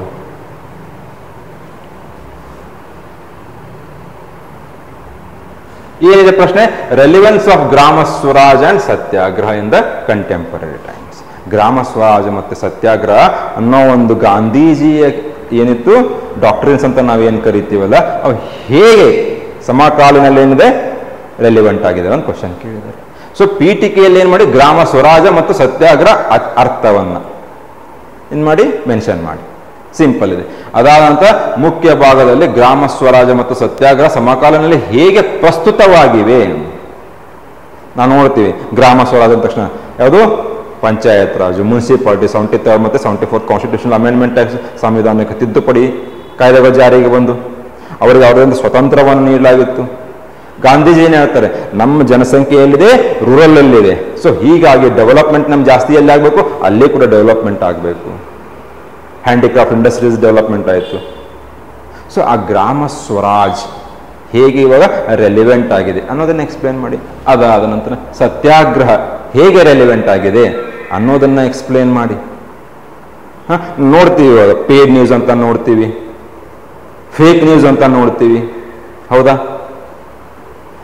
ಇಂಥ ಒಂದು ಕಾಲಘಟ್ಟದಲ್ಲಿ ಏನಾಗಿದೆ, ಆ ಸತ್ಯಾಗ್ರಹ ಅನ್ನೋದೇನಾಯಿತು ಎಷ್ಟು ರೆಲಿವೆಂಟ್ ಆಗಿದೆ, ಯಾಕೆ ನೆಸೆಸಿಟಿ ಕೂಡ ಆಗಿದೆ ಅನ್ನೋದನ್ನ ಮೆನ್ಷನ್ ಮಾಡಿ, ಅದಾದ ನಂತರ ಇವು ಹೇಗೆ ನಮಗೆ ಮೌಲ್ಯಗಳಾಗಿವೆ, ಎಲ್ಲಿ ಉಪಸಂಹಾರದಲ್ಲಿ ಆ ಮೌಲ್ಯಗಳೊಂದು ಅವಶ್ಯಕತೆ ಹೇಗಿದೆ ಅನ್ನೋದನ್ನ ಏನು ಮಾಡಿ ಉಪಸಂಹಾರದಲ್ಲಿ ಮೆನ್ಷನ್ ಮಾಡುವ ಮೂಲಕ ಏನು ಮಾಡ್ಬೋದು, ನೀವು ನಿಮ್ಮ ಉತ್ತರವನ್ನು ಕೊನೆಗೊಳಿಸ್ಬೋದು. ನೆಕ್ಸ್ಟ್ ಕ್ವಶನ್ ನೋಡಿ, ಇಲ್ಲಿ ಏನಿದೆ, Kadambas of Banavasi made significant cultural contribution to Karnataka. ಬನವಾಸಿಯ ಕದಂಬರು ಏನ್ ಮಾಡಿದ್ದಾರೆ, ಇವಾಗ ಕರ್ನಾಟಕದ ಒಂದು ಸಂಸ್ಕೃತಿಗೆ ಅಗಾಧವಾದ ಕೊಡುಗೆಯನ್ನು ನೀಡಿದ್ದಾರೆ. ಮತ್ತೆ ಸೌತ್ ಇಂಡಿಯಾ, ದಕ್ಷಿಣ ಭಾರತಕ್ಕಾಗಿರ್ಬೋದಿಲ್ಲ, ಕರ್ನಾಟಕಕ್ಕಾಗಿರ್ಬೋದು, particularly in the field of architecture, literature, religion and sculpture ಎಲ್ಲನೂ ಕೇಳಿಬಿಟ್ಟಿದ್ದಾರೆ ಇವಾಗ ಅವರು. 15 ಮಾರ್ಕ್ಸ್ ಕ್ವಶನ್ ಇದೆ. ಒಂದು ಯೂಶಲಿ ಏನ್ ಮಾಡ್ತಾರೆ, ಇವಾಗ ನಾವು ಹಿಂದಿನ ಪ್ರಶ್ನೆಗಳನ್ನು ನೋಡಿದಾಗ contribution of Rashtrakutas to particular architecture ಅಂತ ಕೇಳಿದ್ದಾರೆ. ಇಲ್ಲ ಮೊನ್ನೆ ಬಂದಂತ ಇಸ್ಸೆ ಪ್ರಶ್ನೆನ ತಗೊಳ್ಳಿ, contribution of Hoysalas to architecture, contribution of Badami Chalukyas to architecture, ವಾಸ್ತುಶಿಲ್ಪಕ್ಕೆ. ಆದ್ರೆ ಇಲ್ಲೇನಾಗಿದೆ, ಸಂಪೂರ್ಣವಾಗಿ ಸಾಂಸ್ಕೃತಿಕ ಕೊಡುಗೆ, ಅಂದ್ರೆ ವಾಸ್ತುಶಿಲ್ಪ ಇರ್ಬೋದು, ಶಿಲ್ಪಕಲೆ ಇರ್ಬೋದು, ಚಿತ್ರಕಲೆ ಇರ್ಬೋದು, ಸಾಹಿತ್ಯ ಇರ್ಬೋದು, ಅದಾದ್ಮೇಲೆ ಧಾರ್ಮಿಕ ಆಚರಣೆಗಳಲ್ಲೂ ಕೂಡ ಏನ್ ಮಾಡಿದ್ದಾರೆ, ಈ ಒಂದು ಅಂಶಗಳ ಕೊಡುಗೆ ನೀಡುವುದರ ಮೂಲಕ ಏನ್ ಮಾಡಿದ್ರು ಅವರು, ನಮ್ಮ ಕರ್ನಾಟಕ ಮತ್ತು ದಕ್ಷಿಣ ಭಾರತದ ಸಂಸ್ಕೃತಿಯನ್ನು ಶ್ರೀಮಂತಗೊಳಿಸಿದ್ದಾರೆ. ಯಾರು? ಬನವಾಸಿಯ ಕದಂಬರು. ಪೀಠಿಕೆಯಲ್ಲಿ ಏನ್ ಮಾಡಿ ನೀವು ಬನವಾಸಿ ಕದಂಬರ ಬಗ್ಗೆ ಉಲ್ಲೇಖಿಸಿ, ಸಂಕ್ಷಿಪ್ತವಾಗಿ ಅವ್ರು ಯಾರು, ಅವರು ಯಾವ ರೀತಿಯಾದಂಥ ಕೊಡುಗೆಯನ್ನು ನೀಡಿದರು. ಅದಾದ ನಂತರ ಮುಖ್ಯ ಭಾಗದ ವಾಸ್ತುಶಿಲ್ಪ, ಪ್ರತಿಯೊಂದು ಹೇಳಿದ್ದೆ ನಿಮಗೆ ಏನಂತ, ರಾಜಮನೆತನ ವಾಸ್ತುಶಿಲ್ಪಕ್ಕೆ ಆದಂಥ ವೈಶಿಷ್ಟ್ಯತೆಗಳಿರುತ್ತೆ. ಯಾವ ರೀತಿಯಾದಂಥ ವಾಸ್ತುಶಿಲ್ಪ ಶೈಲಿಯನ್ನ ಅವರು ಬಳಕೆ ಮಾಡಿದ್ದಾರೆ, ಅಲ್ಲಿ ವೈಶಿಷ್ಟ್ಯತೆಗಳನ್ನ ಬರೀಬೇಕಾದ್ರೆ ಏನ್ ಮಾಡೋದು, ಆ ಒಂದು ಟೆಂಪಲ್ಸ್ ಅಂತ ಏನ್ ಕರಿತೀವಲ್ಲ ಅಲ್ಲೇ ಏನ್ ಮಾಡಿ ಮೆನ್ಷನ್ ಮಾಡಿ. ಅದಾದ ನಂತರ ಅವರು ನೀಡುವಂಥ ಶಿಲ್ಪಕಲೆ ಇರ್ಬೋದು, ಸಾಹಿತ್ಯ ಮತ್ತು ಧರ್ಮಕ್ಕೆ ಸಬ್ ಹೆಡ್ಡಿಂಗ್ ಹಾಕೋದು, 4-5 ಪಾಯಿಂಟ್ ಎಕ್ಸ್ಪ್ಲೇನ್ ಮಾಡೋದು. ಸಬ್ ಹೆಡ್ಡಿಂಗ್ ಹಾಕೋದು 4-5 ಪಾಯಿಂಟ್. ಅಂದ್ರೆ ಸಾಹಿತ್ಯಕ್ಕೆ ಉದಾಹರಣೆಗೆ ಇವಾಗ ತಗೊಂಡಾಗ ಅವರ ಒಂದು ಆಸ್ಥಾನದಲ್ಲಿ, ಅವರ ಒಂದು ದರ್ಬಾರ್ನಲ್ಲಿ ಯಾವ ಪ್ರಮುಖ ಕವಿಗಳಿರ್ತಾರೆ, ಆ ಕವಿಗಳು ನೀಡಿದಂತಹ ರಚನೆ ಮಾಡಿದಂತಹ ಗ್ರಂಥಗಳು ಯಾವುದು, ಕೃತಿಗಳು ಯಾವುದು, ಯಾವ ರೀತಿಯಾದಂತಹ ಒಂದು ಭಾಷೆಯ ಡೆವಲಪ್ಮೆಂಟ್ ಆಯಿತು, ಅಭಿವೃದ್ಧಿ ಆಯಿತು. ಉದಾಹರಣೆಗೇನು, ಅಧಿಕೃತವಾಗಿ ಮತ್ತು ಅಫಿಷಿಯಲಿ ಅಂತ ನಾವು ಏನು ಕರಿತೀವಲ್ಲ, ಕನ್ನಡ ಭಾಷೆಯನ್ನು ಬಳಕೆ ಮಾಡಿದಂಥವ್ರು ಯಾರು, ಫಸ್ಟು ಕದಂಬರು ತಾನೆ. ಅಡ್ಮಿನಿಸ್ಟ್ರೇಟಿವ್ ಲ್ಯಾಂಗ್ವೇಜ್ ಅಂತ ಕರಿತೀವಿ ನಾವು, ಆಡಳಿತಾತ್ಮಕ ಭಾಷೆಯನ್ನಾಗಿ ಕನ್ನಡವನ್ನ ಬಳಕೆ ಮಾಡಿದವರು ಯಾರು, ಅಲ್ಲಿ ಏನು ಡೆವಲಪ್ಮೆಂಟ್ ಆಯಿತು. ಸೊ ಪ್ರತಿಯೊಂದರಲ್ಲಿ ಏನು ಮಾಡಿ 4-5 ಪಾಯಿಂಟ್ ಎಕ್ಸ್ಪ್ಲೇನ್ ಮಾಡಿ. ಅದಾದ ನಂತರ ಅವರ ಬಿಟ್ಟು ಹೋದಂಥ ಪರಂಪರೆ, ಹೌದಾ, ಅದನ್ನೇನು ಮಾಡಿ ಎಕ್ಸ್ಪ್ಲೇನ್ ಮಾಡಿ. ಇಲ್ಲಿ ಉಪಸಂಹಾರದಲ್ಲಿ ಮೆನ್ಷನ್ ಮಾಡಿದ್ರೆ ಏನು, ಇಲ್ಲಿ ಅವರು ಪರ್ಟಿಕ್ಯುಲರ್ ಆಗಿ ನಿಮ್ಗೆ ಹೇಳಿದ್ದಾರೆ ಆರ್ಕಿಟೆಕ್ಚರು, ಲಿಟರೇಚರು, ರಿಲಿಜನ್, ಸ್ಕಲ್ಪ್ಚರ್. ನೀವು ಯಾವ್ದಾದ್ರು ಒಂದು ಈ ಆರ್ಕಿಟೆಕ್ಚರ್ ಚೆನ್ನಾಗಿ ಬರಿತೀನಿ, ಲಿಟ್ರೇಚರ್ ಚೆನ್ನಾಗಿ ಬರಿತೀನಿ, ಸ್ಕಲ್ಪ್ಚರ್ ಬಗ್ಗೆ ಗೊತ್ತಿಲ್ಲ, ಆ ಥರನೂ ಇಲ್ಲ. ಪ್ರತಿಯೊಂದು ಪಾರ್ಟಿಗೂ ಏನಾಗುತ್ತೆ ಅದರಂತ ಇಂಪಾರ್ಟೆನ್ಸ್ ಇರುತ್ತೆ. ಪ್ರತಿಯೊಂದು ಪಾಯಿಂಟ್ಗೂ ಏನು ಮಾಡಿ ಅಡ್ರೆಸ್ ಮಾಡಿ. ಸೊ ನಿಮ್ಗೆ ಏನಾದರೂ ಆ ವಿಷಯದ ಕೊರತೆ ಇಲ್ಲ ಸರ್, ನಮಗೆ ಆರ್ಕಿಟೆಕ್ಚರ್ ಲಿಟ್ರೇಚರ್ ಬಗ್ಗೆ ಚೆನ್ನಾಗಿ ಗೊತ್ತಿದೆ ಕದಂಬಸ್, ಸ್ಕಲ್ಪ್ಚರ್ ಬಗ್ಗೆ ಗೊತ್ತಿಲ್ಲ, ಹಾಗಿದ್ದ ಮೇಲೆ ತೊಂದರೆನೇ ಇಲ್ಲ, ಭಯಪಡಬೇಡಿ. ಏನಿದೆ, ಪುಸ್ತಕ ಇದೆ. ಆ ಪುಸ್ತಕದಲ್ಲಿ ಪ್ರತಿಯೊಂದು ಅಂಶಕ್ಕೂ ನಾನು ಏನು ಮಾಡಿದ್ದೀನಿ, ನಿಮಗೆ ವಿಷಯ ಕೊಟ್ಟಿದ್ದೀನಿ. ಇನ್ ಕೇಸ್ ಅವರು ಓನ್ಲಿ ಆರ್ಕಿಟೆಕ್ಚರ್ ಕೇಳ್ತಾರ, ಕೇಳಿ. ಇಲ್ಲ ಓನ್ಲಿ ಲಿಟ್ರೇಚರ್ ಕೇಳ್ತಾರ ಅವರು, ಕೇಳಿ, ತೊಂದರೆ ಇಲ್ಲ. ಇಲ್ಲ ಓನ್ಲಿ ಸ್ಕಲ್ಪ್ಚರ್ ಕೇಳ್ತಾರ ಅವರು, ಕೇಳಿ. ಓನ್ಲಿ ಸ್ಕಲ್ಪ್ಚರ್ ಕೇಳಿದ್ರು ನೀವೇನ್ ಮಾಡ್ಬೋದು, ಬರೆಯುವಂತ ವಿಷಯ ಇದೆ ಇಲ್ಲಿ. ಇನ್ನೊಂದು ಪ್ರಶ್ನೆ ನೋಡೋಣ.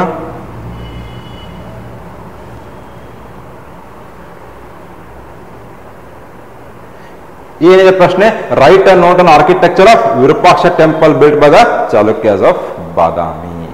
ಲಾಸ್ಟ್ ಟೈಮ್ ಏನ್ ಕೇಳಿದ್ರು, ರಾಷ್ಟ್ರಕೂಟರು ನಿರ್ಮಾಣ ಮಾಡಿದಂತಹ ಕೈಲಾಸನಾಥ ಮತ್ತು ದಶಾವತಾರ ದೇವಸ್ಥಾನದ ಮೇಲೆ ಕೇಳಿದ್ದಾರೆ. ಅಂದರೆ ಒಂದು ರಾಜಮನೆತನಕ್ಕೆ ಸಂಬಂಧಪಟ್ಟಂತ ವಾಸ್ತುಶಿಲ್ಪದ ಮೇಲೆ ಕೇಳಬಹುದು, ಇಲ್ಲ ಯಾವ್ದಾದ್ರು ಪರ್ಟಿಕ್ಯುಲರ್ ಟೆಂಪಲ್ ಬಗ್ಗೆ ಏನಾದ್ರು ಕೇಳಬಹುದು. ಇವಾಗ ಬಾದಾಮಿ ಚಾಲುಕ್ಯರ ಬಗ್ಗೆ ಏನಾಗಿದೆ, ಮೊನ್ನೆ ಆಲ್ರೆಡಿ ಇವಾಗ ಹಿಸ್ಟರಿಯಲ್ಲಿ ಬಂದಿದೆ, ಹೌದಾ. ಸೊ ಹೀಗಾಗಿ ಬಾದಾಮಿ ಚಾಲುಕ್ಯರಿಗೆ ಸಂಬಂಧಪಟ್ಟಂತ ವಿರೂಪಾಕ್ಷ ದೇವಸ್ಥಾನವನ್ನ ಏನಿದೆ ಅದು ಕೂಡ ಏನಿದೆ ಅದೇ ಅಂತ ವೈಶಿಷ್ಟ್ಯತೆಗಳಿಂದ ಏನಾಗಿದೆ, ಪ್ರಸಿದ್ಧವಾಗಿದೆ, ಹೌದಾ. ಸೊ ಪೀಠಿಕೆಯಲ್ಲಿ ಏನಿರಬೇಕು, ನೀವು ವಿರೂಪಾಕ್ಷ ದೇವಾಲಯದ ಬಗ್ಗೆ ಉಲ್ಲೇಖಿಸುವ ಮೂಲಕ ನಿಮ್ಮ ಉತ್ತರವನ್ನು ಪ್ರಾರಂಭಿಸಿ. ಯಾರು ನಿರ್ಮಾಣ ಮಾಡಿದ್ರು, ಯಾವ ಒಂದು ಶೈಲಿಯಲ್ಲಿ ಏನಾಗಿದೆ ಅದು ನಿರ್ಮಾಣವಾಗಿದೆ. ಅನ್ನೋದನ್ನು ಸಂಕ್ಷಿಪ್ತವಾಗಿ ಉಲ್ಲೇಖಿಸಿ ಅದನ್ನಾದ ನಂತರ ಮುಖ್ಯ ಭಾಗದಲ್ಲಿ ವಿರೂಪಾಕ್ಷ ದೇವರ ವೈಶಿಷ್ಟ್ಯತೆಗಳು ಮತ್ತು ಕೆತ್ತನೆಗಳು. ಅವ್ರೇನು ಕೇಳಿದಾರೆ, ಆರ್ಕಿಟೆಕ್ಚರ್ ಅಂತ ಕೇಳಿದಾಗ ಸಂಪೂರ್ಣ ದೇವಸ್ಥಾನದ ಬಗ್ಗೆ ಕೇಳಿದ್ದಾರೆ. ಸೊ ಹೀಗಾಗಿ ನೀವಲ್ಲಿ ಏನು ಮಾಡಬೇಕು, ಆ ಒಂದು ದೇವಸ್ಥಾನದ ವೈಶಿಷ್ಟ್ಯತೆಗಳೇನು, ಅಲ್ಲಿ ನೀವು ಯಾವ ರೀತಿಯಾದಂಥ ಶಿಲ್ಪಕಲೆಯನ್ನು ಕಾಣ್ತೀರಾ, ಯಾವ ರೀತಿಯಾದಂಥ ಗೋಪುರ ಇದೆ, ಯಾವ ರೀತಿಯಾದಂಥ ಗರ್ಭಗೃಹ ಇದೆ, ಮಂಟಪ ಇದೆ, ಅಲ್ಲಿ ಬಳಕೆ ಮಾಡುವಂಥ ಸ್ತಂಭ ಪಿಲ್ಲರ್ಸ್ ಅಂತ ನಾವು ಏನು ಅದು ಏನು ಯಾವ ಥರ ಇದ್ದಾವೆ, ವಿಮಾನ ಹೇಗಿದೆ, ಯಾವ ಒಂದು ದೇವರಿಗೆ ಏನು ಮಾಡಿದ್ದಾರೆ, ಆ ಒಂದು ದೇವಸ್ಥಾನ ಏನಾಗಿದೆ, ಸಮರ್ಪಿತವಾಗಿದೆ. ಅಲ್ಲಿ ಬಳಕೆ ಮಾಡಿದಂಥ ಮಟೀರಿಯಲ್ ಏನು, ದೇವಸ್ಥಾನ ನಿರ್ಮಾಣ ಮಾಡುವಲ್ಲಿ ಬಳಕೆ ಮಾಡಿದಂಥ ಮಟೀರಿಯಲ್ ಏನಿದೆ, ಪುಷ್ಕರಣಿ ಅಥವಾ ಕಲ್ಯಾಣಿ ಅಂತ ಕರಿತೀವಿ ನಾವು, ಅದಲ್ಲಿ ಸಿಗುತ್ತೋ ಇಲ್ಲವೋ, ಈ ವೈಶಿಷ್ಟ್ಯತೆಗಳನ್ನು ಹೇಳಿದಂಥ ಶಿಲ್ಪಕಲೆ ಏನು. ಇವಾಗ ಪಿಲ್ಲರ್ಸ್ ಅಂತ ನಾವು ಏನು ಹೇಳಿದ್ದಿಲ್ಲ, ಅಲ್ಲಿ ಕೆತ್ತನೆಗೆ ಮಾಡ್ತಾರೆ, ಅಂದರೆ ಅಲಂಕಾರಕ್ಕೋಸ್ಕರ. ಗೋಪುರ ಅಂತ ನಾವು ಏನು ಎಂಟರ್ ಆಗ್ತೀವಲ್ಲ, ಅಲ್ಲಿ ಗೋಪುರದಲ್ಲಿ ಕೂಡ ಏನು ಮಾಡಿರ್ತಾರೆ, ಕೆತ್ತನೆಗಳನ್ನ ಮಾಡಿರ್ತಾರೆ, ಮೂರ್ತಿಗಳ ಸ್ಥಾಪನೆಗಳನ್ನ ಮಾಡಿರ್ತಾರೆ. ಏನಕ್ಕೆ, ಅಲಂಕಾರ ಮಾಡಲಿಕ್ಕೆ. ಅದನ್ನೆಲ್ಲ ಹೇಳೋದ್ರ ಮೂಲಕ ಏನು ಮಾಡಿ ಆನ್ಸರ್. ಅದಾದ ನಂತರ ಉಪಸಂಹಾರ ಇರಬೇಕು. ನಮ್ಗೆ ಎಲ್ಲಿ ಸಿಗುತ್ತೆ, ಅದು ಯುನೆಸ್ಕೋ ವರ್ಲ್ಡ್ ಹೆರಿಟೇಜ್ ಸೈಟ್ ಹೌದೋ ಅಲ್ವೋ, ಈ ರೀತಿಯಾಗಿ ನೀವೇನು ಮಾಡಿ ಇಲ್ಲಿ ಆನ್ಸರ್ನ ಎಂಡ್ ಮಾಡಬಹುದು.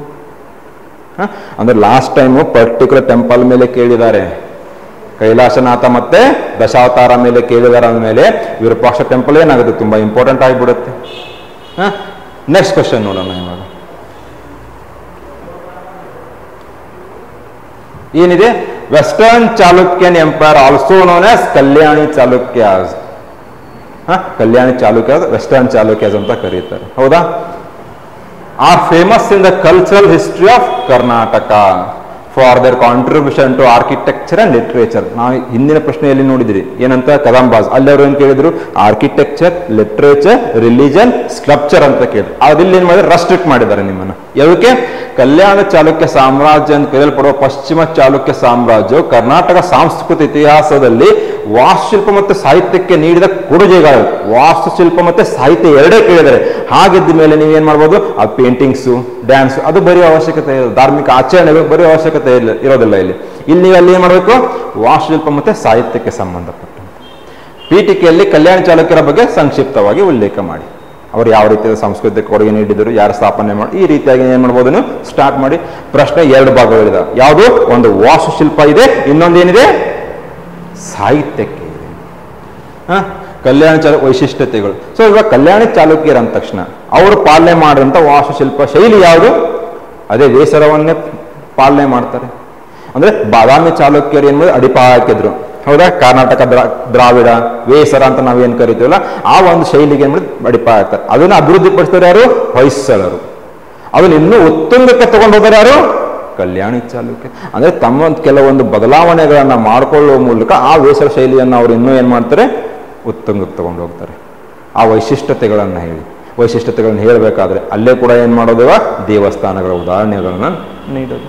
ಅದಾದ ನಂತರ ಕಲ್ಯಾಣ ಚಾಲುಕ್ಯರು ನೀಡಿದಂಥ ಸಾಹಿತ್ಯಕ್ಕೆ ಕೊಡುಗೆ, ಅವರ ಆಸ್ಥಾನದಲ್ಲಿ ಅವರ ದರ್ಬಾರದಲ್ಲಿದ್ದಂತಹ ವಿದ್ವಾಂಸರಿರ್ಬೋದು, ಕವಿಗಳಿರ್ಬೋದು, ಅವರು ಹಲವಾರು ಸಾಹಿತ್ಯ ಕೃತಿಗಳನ್ನು ಏನು ಮಾಡಿದರೆ ರಚನೆಯನ್ನ ಮಾಡಿದ್ದಾರೆ. ಅದರ ಬಗ್ಗೆ ಸೊ ಪ್ರಶ್ನೆ ಅನುಗುಣವಾಗಿ ನಿಮ್ಮ ಉಪಸಂಹಾರ ಇರಲಿ.